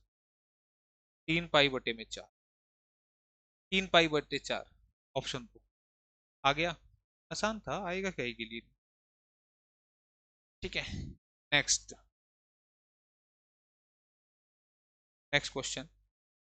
If 3 cos square theta plus 7 sin square theta equal to 4, then what is the value of chord A? Given A is an acute angle. Acute angle न्यून कोण क्या होता है? जिसका मान जो है 90 डिग्री से कम हो, वो आपका acute angle होता है। ठीक है, क्लियर है? तो अब यहाँ पे 3 cos square theta, तो उससे पहले आपको एक आइडेंटिटी मैंने पीछे ही बताई थी कि sin square theta plus cos square theta, this is equal to 1। Sine square theta plus cos square theta किसके बराबर होता है? 1 के बराबर बताया था। तो हमारे क्वेश्चन में क्या है? 3 कोस स्क्वायर थीटा, ए दे रखा है थीटा की जगह, कोई बात नहीं, ये लिख देंगे। प्लस में 7 sine square A, this is equal to, ये हमें दे रखा है।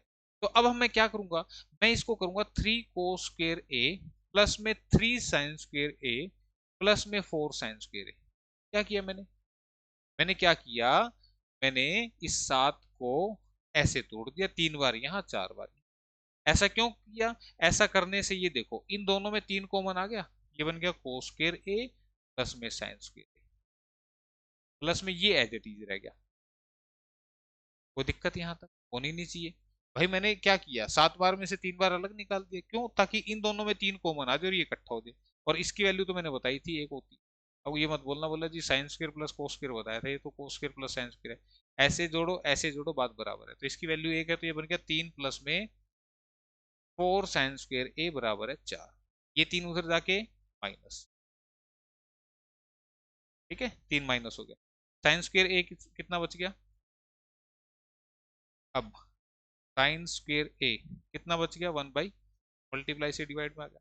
स्क्वायर और हटा दो, स्क्वायर हटाऊंगा तो क्या बनेगा, 1 का रूट 1, 4 का रूट 2। तो sin A कितना बन गया, 1/2। और sin 1/2 कहाँ होता है, 30 पे। तो A की वैल्यू कितनी आ गई, 30। किसी को ये नहीं पता तो अभी आगे क्वेश्चन आएगा ये टेबल का, ये वाली टेबल है भाई। देखो sin 1/2 कहाँ पे है, इस 30 डिग्री, है ना। तो इसका मतलब ये जो है वो 30 डिग्री मेरे को मिल गया। तो अब यहाँ पे वापिस आ जाते हैं, हमसे पूछ रहा था cot A, cot 30 degree. Cot 30 degree क्या होता है, टेंजेंट 30 का उल्टा। टेन 30 कितना होता है, 1/√3। कोट 30 क्या होगा, √3। ये इसका आंसर आ गया। दिखा देते हैं, काहे घबरा रहे हो। कोट 30, ये है कोट, ये है 30, आंसर कितना, √3। ठीक है, बताऊंगा अभी, आगे आ रही है तो बताएंगे। ऑप्शन आंसर दो, ठीक है, क्लियर। तो ये आपने करना था इसमें। तो ये आपका जवाब आ चुका है। अब ये जो टेबल, अब बोला जी हमें कैसे पता, हमें तो याद ही नहीं है। तो जिसको टेबल याद नहीं है वो पहली बात तो इसको याद कर ले, ठीक। और जिसको याद नहीं होती तो उसके लिए मैंने तरीका बताया था। क्या बताया था, तब तक तुम टेबल देखो, मैं बना दूं यहाँ पे फटाफट।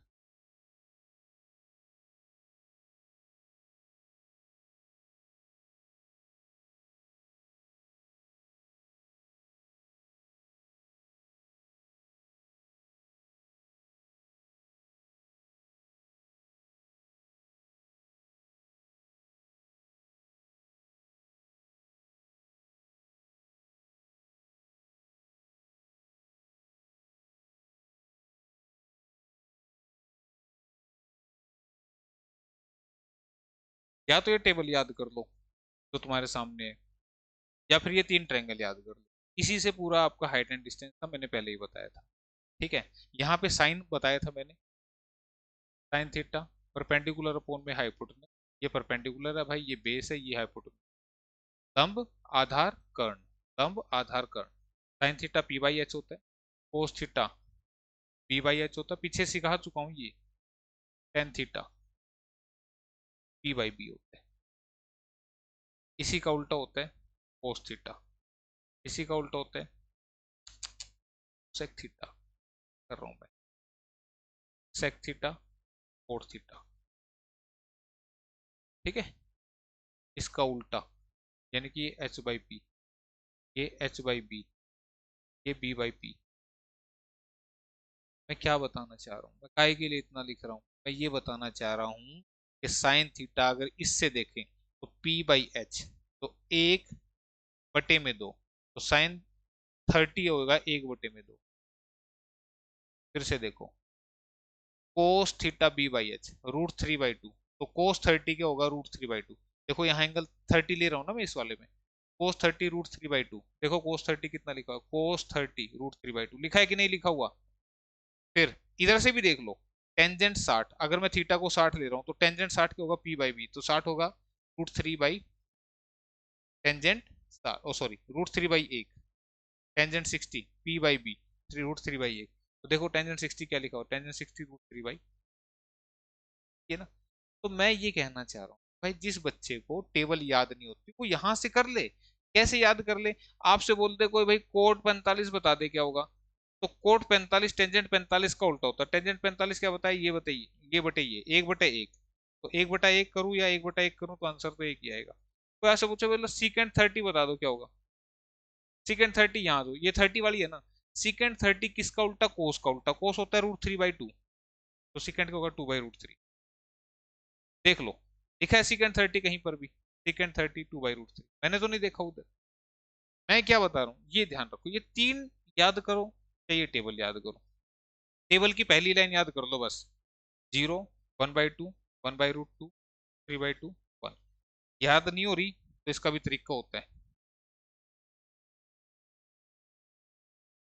0, 1, 3, सबको 4 से डिवाइड करके रूट ले दो, सबको। ये याद रखने का तरीका है, पहले ऐसी गिनती लिख लेना, फिर 4 से डिवाइड करके रूट ले देना। 4/4 1, 1 का रूट 1, √3, 4 का रूट 2, 2/4 काट लो, 1/2, 1 का रूट 1, 2 का रूट 1/4, 1 का रूट 1, 4 का रूट 2, 0/40। ये पहली लाइन याद कर लो, अगली देखो कैसे लिखनी है। ये पहली लाइन आ गई, पहली लाइन आ गई तो जो 90 पे है उसको इधर लिख दो, जो 60 पे है उसको इधर लिख दो, 45 वाला इसके नीचे, मतलब इंटरचेंज कर दो, ठीक है। टेंजेंट थीटा क्या होता है, sine theta by cos theta, यानी कि 0/1 करोगे 10 की वैल्यू, ये बटे ये करोगे ये वाली वैल्यू, ये बटे ये करोगे 1, ये बटे ये 1/0 नोट डिफाइन, इन्फिनिटी जिसको आप लिख देते हैं 1/0 इज नोट। फिर से टेंजेंट आ गया तो कोड क्या लिखना है, पीछे से फिर से लिखना शुरू कर, एक लाइन सीधी दूसरी, ठीक है। फिर सीकेंड, सीकेंड किसका उल्टा होता है, कोस का, तो इस वाली वैल्यू को पलट के लिख दो, मतलब पलटी करके, √3/2 का 2/√3, 1/√2 का रूट, ये तरीका है। या तो ये तीन कर लेना याद जो मैंने बताई थी, या टेबल कर लेना, क्योंकि कुछ क्वेश्चन टेबल पर बेस्ड आपके आ जाते हैं, ठीक है। और एक बात और ध्यान रखना, क्या ध्यान रखना, पड़ोसी, ये आगे क्वेश्चन आएगा तो मैं पहले ही बता दे रहा हूँ इसके बारे में, ये टेबल थी, टेबल बेस्ड क्वेश्चन आ जाते हैं कई बार आपके। पड़ोसी, पड़ोसी कौन से हैं जिन पे ये एरो मैंने लगा रखे हैं, साइन और कोस पड़ोसी है। साइन का उल्टा क्या है, कोसिकेंट, ध्यान रखना, साइन का उल्टा है कोसिकेंट, कोस का उल्टा है सीकेंट, टेन का उल्टा है कोट। लेकिन अगर बात करूं पड़ोसियों की, तो फिर साइन और कोस पड़ोसी हैं, टेंजेंट और कोट पड़ोसी हैं, सीकेंट और कोसिकेंट पड़ोसी है। तो ये पड़ोसी वाला क्या दिख रहा है इसके बारे में बात कर लेते हैं। मुझे बताओ, जो वैल्यू साइन 0 की है, ध्यान दो, वही कोस 90 की भी है ना, दोनों सेम। जो वैल्यू साइन 30 की है वही कोस 60 की भी है, जो साइन 30 की वही कोस 60 की भी, जो वैल्यू साइन 45 की है वही कोस 45 की भी। मतलब क्या, ये वैल्यू और ये वैल्यू सेम थी, यानी कि दोनों का टोटल, यानी कि अगर इनके एंगल्स का टोटल अगर 90 बन रहा है तो पड़ोसी आमना सामना करेंगे। देखो कैसे, मैं कहूं 10 से लेते हैं, टेंजेंट 30 वही होगा जो कोट 60 होगा। मुझे बताओ, इनका टोटल 90 दिख रहा है, इनका टोटल 90 दिख रहा है, तो दोनों की वैल्यू सेम होंगी। देखो टेंजेंट 30 की वैल्यू देखो कितनी है, टेन 30 की वैल्यू 1/√3, और कोट 60 की भी देखो क्या है, 1/√3। ये बात मैं बता रहा हूं कि अगर एंगल का टोटल 90 डिग्री होगा तो पड़ोसी आमने सामने आ जाएंगे, ये बात याद रखना बस, ठीक है। फिर से देखो, मैंने कहा सीकेंट 90 वही होगा जो कोसिकेंट 0 डिग्री होगा, टोटल कितना है 90, पड़ोसी दोनों आमने सामने। सीकेंड 90 देखो कितना है, सीकेंड 90 क्या, नोट डिफाइंड, और वही कोसिकेंड 90 भी, ठीक है। तो क्लियर है ये बात, तो ये ध्यान रखना है अब इसमें। और इस पर बेस्ड क्वेश्चन आपका देख लेते हैं। नेक्स्ट क्वेश्चन जो है आपका, कह रहे हैं कि if tan theta 4 theta equal to cot 2 theta plus 30 degree, तो थीटा किसके बराबर होगा। अगर टेंजेंट 4 थीटा की वैल्यू कोट 2 थीटा प्लस 30 के बराबर है, tangent 4 theta cot of 2 theta plus 30 degree के, तो मुझे बताओ ये पड़ोसी आमने सामने हुए कब होंगे, जब इनका टोटल कितना होगा 90 डिग्री। तो हम मैं कह सकता हूँ therefore 4 theta plus 2 theta plus 30 degree equal to 90, ये तभी तो पड़ोसी आमने सामने आए, ठीक है। तो यहाँ से 6 थीटा की वैल्यू ये उधर चला जाएगा तो 60 रह जाएगा, माइनस हो जाएगा ना, और थीटा की वैल्यू कितनी आ गई 10 डिग्री। क्या पूछ रहा था इसमें, तो कह रहा था थीटा किसके बराबर, तो आंसर ऑप्शन 2 में आ गया। बात आई समझ में। तो देखो, हर सेट में कुछ ना कुछ ऐसी बात आएगी जो आपको टॉपिक के बारे में कुछ आइडिया देगी, और आप फिर क्वेश्चंस को इजीली अटेम्प्ट कर पाएंगे, ठीक है। तो याद रखना इन पॉइंट्स को। नेक्स्ट क्वेश्चन आपका, द वैल्यू ऑफ 16 डिवाइड 4। अब यार ये क्वेश्चन जो है ना, मैं बोर्ड पे लिख देता हूँ। स्टेटमेंट थोड़ी सी ऐसी दिखेगी कि यार ये पता नहीं क्या लिखा हुआ है। 16 डिवाइड 4 ऑफ 4 इंटू ब्रैकेट में 3। 3 फिर ये डिवाइड है, फिर से 3 divide divide medium bracket 4 into 3 divide फिर से 3। अब ये प्लस है, 3 प्लस 3, 3 प्लस 3, फिर ये ब्रैकेट, फिर ये ब्रैकेट, और फिर डिवाइड, फिर 2 डिवाइड 4, 2 डिवाइड 4 ऑफ 8। ठीक है, देख लेते हैं। 16 डिवाइड 4 ऑफ 4 इंटू 3 डिवाइड, फिर ब्रैकेट में 4 इंटू 3 डिवाइड 3 प्लस 3, ब्रैकेट बंद है, फिर डिवाइड है यहाँ पे 2 डिवाइड 4 ऑफ 8। ये स्टेटमेंट है भाई, अगर बोर्ड पे सही नहीं दिख रही है, क्योंकि ये जो ये डिवाइड ऐसा दिख रहा है ना, कहीं जगह प्लस महसूस हो रहा है, कई बार ये डिवाइड। तो यहाँ पे बोर्ड मास का रूल बताएं, लगाएंगे कैलकुलेशन करने के लिए। मैंने पहले ही बताया था, बी का मतलब ब्रैकेट्स है, इस तरह की ब्रैकेट्स। ओ का मतलब ऑफ, डी का मतलब डिवाइड, एम मतलब मल्टीप्लाई, ए मतलब एडिशन, एस मतलब सब्ट्रैक्शन। ठीक है, तो इसका इस्तेमाल करेंगे हम यहाँ पे। तो सबसे पहले देखो, यहाँ पे हमने क्या हटाना, ब्रैकेट। तो ब्रैकेट को हटाएंगे, यानी कि इसको हटाएंगे और इसको हटाएंगे। लेकिन ब्रैकेट के अंदर भी आप देखें क्या ऑफ लिखा हुआ है, बिल्कुल लिखा हुआ है। तो पहले हम इस ऑफ को सोल्व करेंगे। तो इसकी बात कर रहा हूं पहले। यहाँ लिखा है 4 ऑफ 8। 4 ऑफ 8 का मतलब होता है 4 अट्ठे 32। 4 ऑफ 8 का मतलब है उसकी क्या कर दो, मल्टीप्लाई कर दो। ठीक है, इसमें कहीं लिखा हो, नहीं लिखा हुआ। इसमें नहीं लिखा हुआ, तो अब हम इसको सोल्व करेंगे। ब्रैकेट सबसे पहले छोटी सोल्व करनी है। तो यहाँ पे क्या लिखा हुआ, 3 × 3 कितने होते हैं, 6। ठीक है भाई, जैसी ये सोल्व हुई ब्रैकेट हट गई। आगे का क्या लिखा हुआ है, 4 × 3 डिवाइड। स्टेप बाय स्टेप चलना, कहीं गलती नहीं होगी। ये एज इट इज लिख दिया, ये सोल्व करके लिख दिया। अब क्या होगा, डिवीजन सोल्व होगी। 3/6 का मतलब 3/6, इंटू में 4। ठीक है भाई, 3 से कटा 2 पे, 2 से कटा 2 पे, कितना आंसर आया, 2।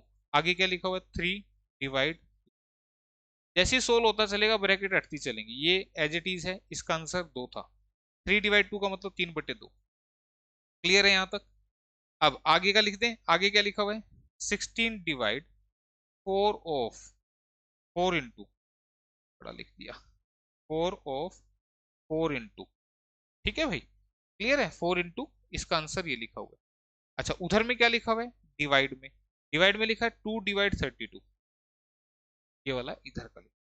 ठीक है, 2/32 का मतलब क्या, इसका मतलब क्या है, इसका मतलब है 2 को 32 से भाग करना है। तो 1/16 भी मैं यहाँ लिख सकता हूँ। यहाँ पे 1/16 लिख। वो दिक्कत यहाँ पे, ये इधर का है, इस डिवाइड का साइन ये रहा, और ये इसका आंसर। अब इसको सोल्व करेंगे। इसको सोल्व करने के लिए देखो ध्यान से, पहले पहले क्या सोल्व होगा, ये सोल्व होगा। ये नहीं कि इसके साथ ये 4 ऑफ 4। 4 ऑफ 4 का मतलब 4 चौके। इतनी बात भेजे में आ गई, इतनी बात भेजे में आ गई। तो अब देखो आगे क्या बना, आगे ये बन गया। अब आगे ये बन गया, तो मुझे बताओ अब क्या सोल्व होगा। कुछ बच्चे कहेंगे, बोले जी 2 अट्ठे 16। नहीं, पहले ये होगा सोल्व, और इधर से ये होगा सोल्व। तो इधर से सोल्व करेंगे तो 16 को 16 से भाग के कितना है, 1।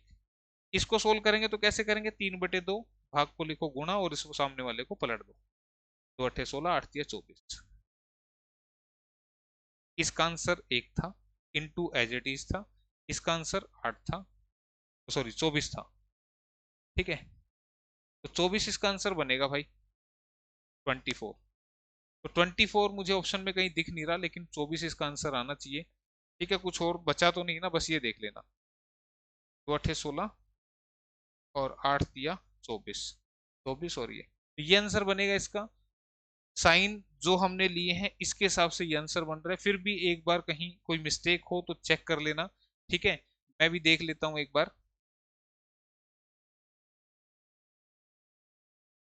स्टेटमेंट तो देखो ठीक है। 16/4 का हिंदी में देख लेते हैं, 4 × 3 4 × 3 = 3 का 4। इंग्लिश में तो नहीं लिखा हो भाई ये देखो यहाँ पे, ये ब्रैकेट के बाद का 4 लिखा हुआ है, लेकिन ऊपर नहीं लिखा हुआ ये। हो सकता है इसीलिए आंसर मैच ना हुआ हो।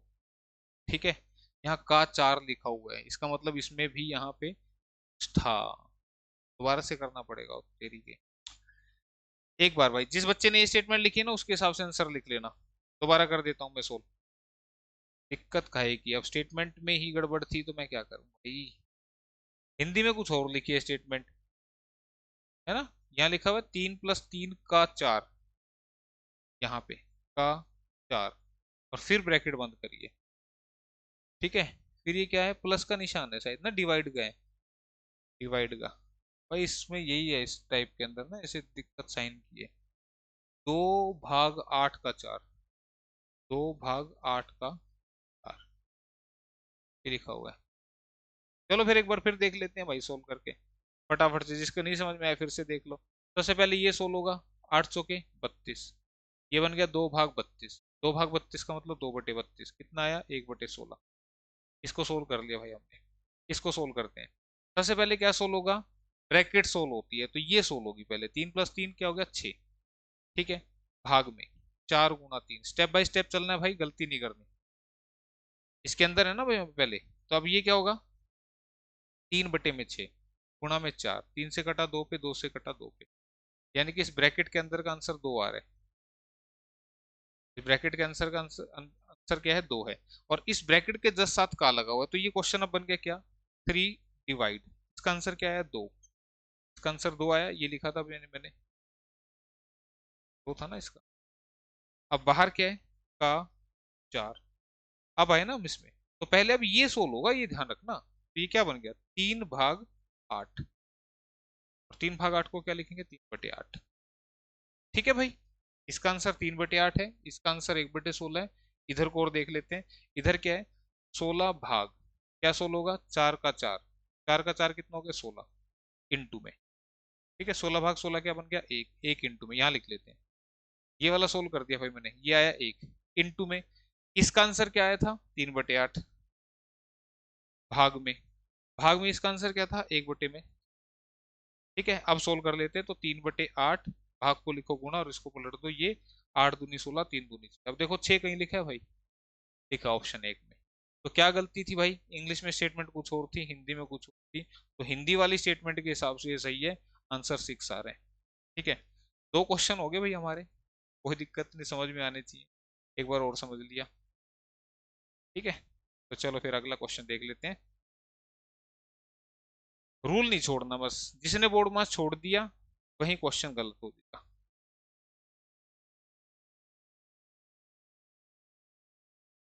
क्वेश्चन है कि if x equal to 5 + 2√6 then what is the value of √x + 1/√x। ये आपको दे रखा है कि x 5 + 2√6 दे रखा है, ये x दे रखा है। तो हमें पूछ रहा है √x, तो √x निकाल लेते हैं। √x निकालूंगा तो इसका मतलब मुझे दोनों साइड रूट करना पड़ेगा, तभी तो √x आएगा ना। तो ध्यान दीजिएगा, जब भी आपको कभी ऐसा दिखे कि रूट के अंदर रूट और यहाँ 2 हो, ठीक है मैं फिर से बता रहा हूँ, ध्यान से सुनो, कि रूट के अंदर रूट और यहाँ 2 हो, तो उस सिचुएशन में इसके ऐसे 2 टुकड़े बनाओ जिनकी मल्टीप्लाई ये आ जाए, ऐड करके ये आ जाए। 3 दूनी 6 मल्टीप्लाई करके और जोड़ूंगा तो 5 आ रहे हैं ना। तो इस सिचुएशन में आंसर ये बनेगा, यानी कि इस पे रूट लगा के आगे, इस पे रूट लगा के पीछे, जो साइन यहाँ है वही लगेगा। प्लस है तो प्लस, माइनस है तो माइनस। इसका मतलब √x मुझे सोल्व कर लिया, कितना आ गया, √3 में। बात आई समझ में, ठीक है। लेकिन √1/√x भी चाहिए, तो 1/√x क्या होगा, यही होगा। ठीक है, इसको सोल्व कैसे करेंगे, रेशनलाइजेशन से। माइनस से मल्टीप्लाई, माइनस से डिवाइड। ऊपर में ये आ गया, नीचे में a + b a - b, which is a² - b²। Identity बन गई। इससे ये कटा, इससे ये कटा, ऊपर तो यही रह गया, और नीचे 3 में से 2 गया 1। लिखो तो ठीक, ना लिखो तो ठीक। ठीक है, तो 1/√x में निकल गया। √x तो था ही, 1/√x में निकाल लिया हमने। ठीक है, तो इस स्टेप को कैसे फास्ट करेंगे वो भी सुन लो। अगर हमारा 1 में √3 प्लस में √2 है, ये क्या कैसे सोल्व करेंगे, फास्ट तरीका। जैसे इसका फास्ट तरीका था, इसका भी सुनो। ये प्लस वाला है तो इसका साइन चेंज करके, प्लस वाला था तो माइनस करके। अपोन में अगर दोनों पे रूट है तो इन दोनों का डिफरेंस, तो 3 और 2 का डिफरेंस कितना, 1। ये आंसर आ गया डायरेक्ट, ना करके भी दिखाने की जरूरत। जैसे फॉर एग्जाम्पल ये होता 1 में √5 माइनस √, ये सोल्व करना है तो माइनस है तो क्या लिखना, प्लस। अपोन में इन दोनों का डिफरेंस 5 और 3 का डिफरेंस कितना, 2, ये आंसर आ गया। अब तो क्लियर हो गया होगा, ठीक है। तो ये आपको अगर समझ में आ गया तो यहां से हमें दोनों वैल्यू मिल चुकी हैं, √x की भी और 1/√x की भी। तो √x की कितनी है, √3 प्लस √2, प्लस में 1/√x की वैल्यू कितनी थी, √3 माइनस √, ये निकाल के दिखाई ना मैंने अभी। इससे ये कट गया, √3 क्या बन गया, 2। भाई x प्लस x 2x होता है ना, तो ऐसे 2√3, आंसर ऑप्शन 1। ठीक है, आसान था क्वेश्चन, मुश्किल नहीं था। Next question. अच्छा लग रहा है, मजे आ रहे हैं कि नहीं आ रहे, बताना मुझे। इफ 2 की पावर x इक्वल टू 3 की पावर y इक्वल टू 6 की power minus Z, then 1/x plus 1/y plus 1/z किसके बराबर होगा। 2 की पावर x इक्वल टू 3 की पावर y इक्वल टू 6 की पावर माइनस जेड, ये दे रखा है। जब भी मैथमेटिक्स में ऐसी तीन चीज बराबर हो तो उसको एक कांस्टेंट मानते हैं के, कोई कांस्टेंट मानते हैं के। इसका मतलब 2 की पावर x जो है वो k के बराबर है, 3 की पावर y जो है वो भी k के बराबर है, और 6 की पावर माइनस जेड जो है वो भी k के बराबर है। इसका मतलब ये है कि भाई जब ये तीनों बराबर हैं तो हमने सबको अलग अलग रख दिया। अब यहां से मुझे इस x को खत्म करना है 2 के सिर पे से, तो 2 के सिर पे से x कैसे खत्म होगा, इधर भी x से डिवाइड कर दो और इधर भी x से, भाई हिसाब तो बराबर रखना पड़ेगा। देखो इधर x से काट रहा हूं तो इधर 1/x करना पड़ेगा, ठीक है। सिमिलरली इधर y से डिवाइड, इधर भी। तो यहां से ये तो कट गया, तो 2 किसके बराबर बच गया, k की पावर 1/x। ये कट गया, 3 किसके बराबर बच गया, k की पावर 1/y। इसको देखो, जब भी ऐसे बराबर आ रहे हैं इसको मुझे यहां नहीं रखना है, इसको उधर फेंकना है, तो ये पलट जाएगा। समझे मेरी बात, मैंने क्या बोला, ये उधर जाएगा तो ये पलट जाएगा। या तो ऐसे सीख लो या फिर ऐसे कर लो, इधर भी माइनस जेड से डिवाइड, इधर भी माइनस जेड से डिवाइड, बात तो बराबर है, जो आपको ठीक लगे। ठीक है, क्लियर। तो ऐसे याद रखो, या इधर से इधर इसको भेजेंगे, जैसी पावर बराबर को क्रॉस करती है तो ये पलट जाती है, तो ये 1/-जेड। तो यहां से मुझे 2 की वैल्यू मिल चुकी है, 3 की, 6 की, और इनको मैं इस्तेमाल कैसे कर सकता हूं कि 2 गुणा 3 बराबर है 6। क्यों भाई, 2 की, 3 की और 6 की वैल्यू है मेरे पास और मैं कहूँ इस्तेमाल करनी है, तो कैसे करूंगा, 2 या 6। 2 की वैल्यू क्या, k की पावर 1/x। 3 की वैल्यू क्या, k की पावर 1/y। 6 की वैल्यू क्या, k की पावर -1/z। ये z का जो माइनस है उसको ऊपर लिख दो, कोई फर्क नहीं पड़ता। ठीक है। फिर एक नियम होता है लॉज ऑफ इंडिसेस, यानी कि घातांक के नियम, कि बेस सेम होता है तो पावर ऐड हो जाती है, यानी कि इनका बेस सेम है तो इनकी पावर जो है ये ऐड हो जाएंगी। ठीक है भाई, बेस सेम था तो पावर ऐड होगी। फिर लॉज ऑफ इंडिसेस कहता है कि अगर इक्वल के दोनों साइड बेस इक्वल है तो हम पावर को इक्वल करके इक्वेट कर सकते हैं। बेस सेम था ना सबका, तो ये पावर इस पावर के इक्वल, और फिर ये -1/z इधर आएगा तो क्या हो जाएगा, प्लस हो जाएगा। ये इधर आके प्लस हो जाएगा और राइट साइड में कुछ नहीं बचेगा क्योंकि वो तो इधर ही आ गया। और यही पूछ रहा था, जो कि आंसर क्या, ऑप्शन नंबर 1। ठीक है, ऑप्शन फर्स्ट इसका जवाब है। तो ऐसे ऐसे क्वेश्चन भी एग्जाम में आए हैं भाई, कर लेना। ठीक है, नेक्स्ट क्वेश्चन। नेक्स्ट क्वेश्चन क्या है आपका, the HCF of two numbers is 21 and their LCM is 221 times of their HCF. If one of the number lies between 200 and 300, then the sum of digits of the other number is। कह रहे दो संख्याओं का जो HCF 21 है और उनका LCM HCF का 221 टाइम है। यदि उन संख्याओं में से एक संख्या 200 और 300 के बीच में है तो दूसरी संख्या के अंकों का योग क्या होगा, ये आपसे जानना चाह रहा है। तो अब ऐसी सिचुएशन में, काफी अच्छा क्वेश्चन है ये हमारा। ठीक है, और इसके बाद एक क्वेश्चन और भी है। ठीक है, तो पहले इसको देखो। देखो, अगर दो संख्याओं का एचसीएफ आपको बता दे तो एचसीएफ जब संख्याओं में से निकलता है ना तो पीछे की जो संख्या बचती है वो कोप्राइम बचती है। मैं क्या कह रहा हूँ इस बात को एक बार समझ लेते हैं। जैसे मान लो एक नंबर है मेरा 10 और एक नंबर है मेरा 15। ठीक है, ये मेरे पास दो नंबर है, एक 10 और एक 15 है। मैं कह दूं कि इनका एचसीएफ निकालो, तो एचसीएफ वो बड़ा नंबर है जिससे दोनों कटेंगे। तो मैंने कहा ये 5 से 2 पे कटा, ये 5 से 3 पे कटा, ये दोनों नंबर 5 से कटा, तो इसका मतलब इनका जो एचसीएफ है वो कितना है, 5 है। ठीक है, HCF is highest common factor, यानी कि वो सबसे बड़ी संख्या जिससे दोनों कटेंगे, तो एचसीएफ 5 आ गया। अब क्या ये फर्दर कट रहे हैं, नहीं कट रहे हैं, तो ये जो फर्दर नहीं कट रहे हैं इन्हीं को हम बोलते हैं को प्राइम नंबर। क्या बोलते हैं, सह अभाज्य संख्या जो फर्दर ना कटे। ठीक है भाई, इसका नाम ए रख दिया, इसका नाम। ठीक है, अगर कोई आपको ये को प्राइम नंबर बता दे और एचसीएफ बता दे, तो नंबर देखो कैसे बनेगा, एचसीएफ इंटू को प्राइम नंबर, यानी कि 5 गुणा 2 कितना बनेगा, 10, 5 गुणा 3 कितना बनेगा, 15। मैंने क्या बोला कि अगर आपको एचसीएफ बता दें और को प्राइम नंबर बता दें तो मल्टीप्लाई करके आप फिर से नंबर बना सकते। तो अगर किसी क्वेश्चन में हमारा एचसीएफ निकला हुआ है तो हम नंबर कैसे मानेंगे कि 21 इंटू ए और 21 इंटू बी। क्या ये बात समझ में आई? ध्यान दो, मैंने अभी समझाया इस पूरे कंसेप्ट को कि एचसीएफ इंटू 2, यानी कि 5 गुणा 2 करूंगा तो 10 बनेगा ना, तो एचसीएफ को एच माना, इसको ए माना, तो एच इंटू ए, तो एचसीएफ की वैल्यू 5 दे रखी थी, यहाँ पे 21 दे रखी है, तो ए और बी, जहां पर ए और बी कैसे हैं, को प्राइम, यानी कि जो फर्दर नहीं कटते। क्लियर है? अब फिर ये कह रहा है कि दो संख्याओं का एचसीएफ 21 है, ये संख्या मैंने बना ली, ठीक है, हालांकि इसकी जरूरत थी नहीं मेरे ख्याल से इसको। दो संख्याओं का एचसीएफ 21 है, एचसीएफ कितना है, 21, और उनका जो एलसीएम है वो, का जो एलसीएम है एचसीएफ का 221 गुणा, एचसीएफ का 221 गुणा, और उनका एलसीएम एचसीएफ का 221 गुणा। ठीक है, एक संख्या 200 और 300 के बीच में दे रखी है। The HCF of two number is 21 and their LCM is,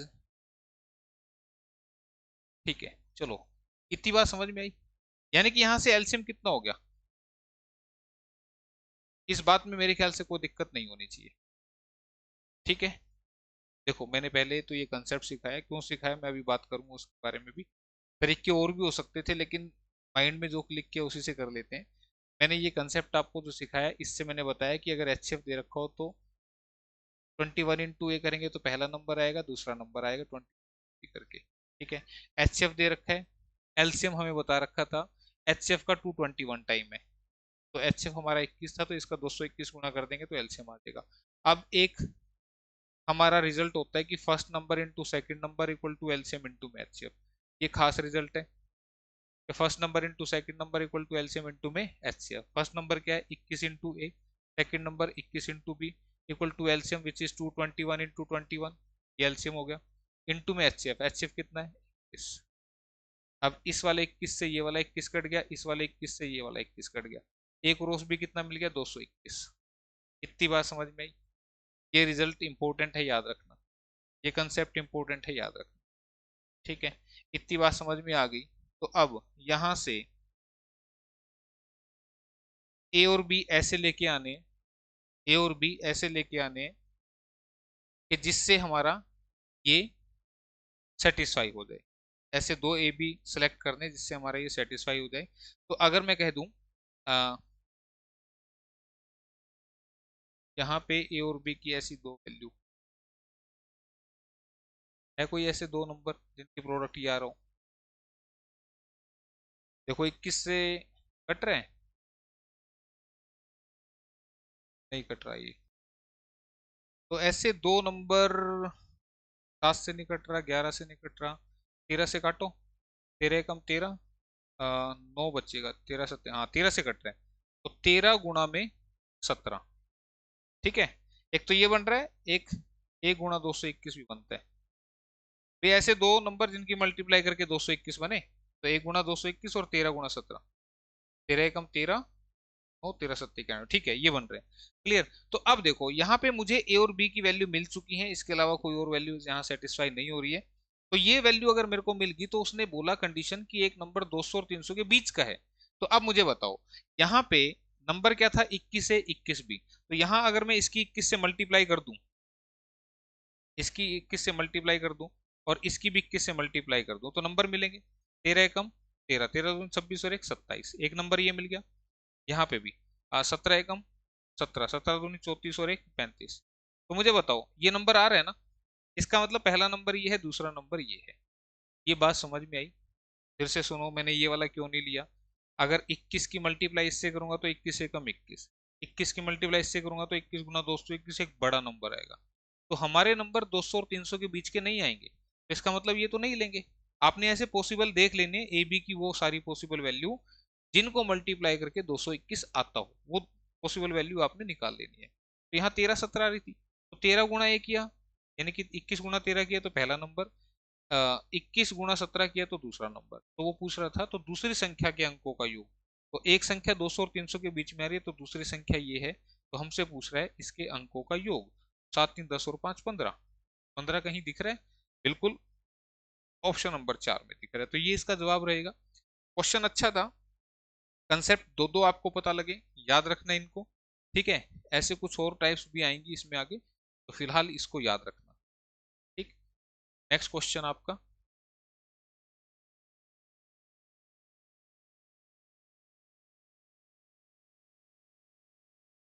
next question है भाई कि the average of 6 numbers is 20, if one number is removed the average becomes 15, what is the number removed? 6 संख्याओं का औसत 20 है, एक संख्या हटा दी जाए तो औसत 15 हो जाता है, तो हटाएगी। अब पहले वो तरीका जो बच्चों को सबसे आसान लगता है, क्या कि 6 संख्याओं का औसत 20 है, तो इसका मतलब पहली संख्या भी 20, दूसरी भी 20, तीसरी 20, ऐसे 6 की 6 20 20 है, तो टोटल कितना बनेगा? 20 6 के 120। ठीक है भाई, एक संख्या हटा दी तो नंबर 6 में से कितने बच गए? 5। कह रहा अब उनका औसत 15 हो गया, तो सारी 15 15, औसत का मतलब होता है इक्वल होना, समान होना। तो सारे नंबर 15 15 है, तो टोटल कितना बनेगा? 75। तो अब मुझे बताओ कि 6 नंबर का टोटल 120, 5 का टोटल 75, माइनस कर दूंगा तो कितना बचेगा? 45। तो इसका मतलब जो संख्या हटाई गई वो कितनी? 45। आंसर ऑप्शन नंबर 4 में। एक तरीका तो ये है। इसमें क्या कमी है? कई बार ये गुणा इतनी भयंकर आ जाती है कि मल्टीप्लाई मल्टीप्लाई में रह जाते हैं और पेपर का टाइम खत्म हो जाता है। तो फिर इसका दूसरा अल्टरनेट क्या है? दूसरा अल्टरनेट क्या है इसका? शॉर्टकट क्या कि 6 संख्याओं का औसत 20 है, तो आपने सबसे पहले जो एवरेज बोला वो लिख लेना है। ठीक है, 6 संख्याओं का एवरेज कितना है? फिर एक संख्या हटा दी, हटा दी तो संख्या रहेगी कितनी?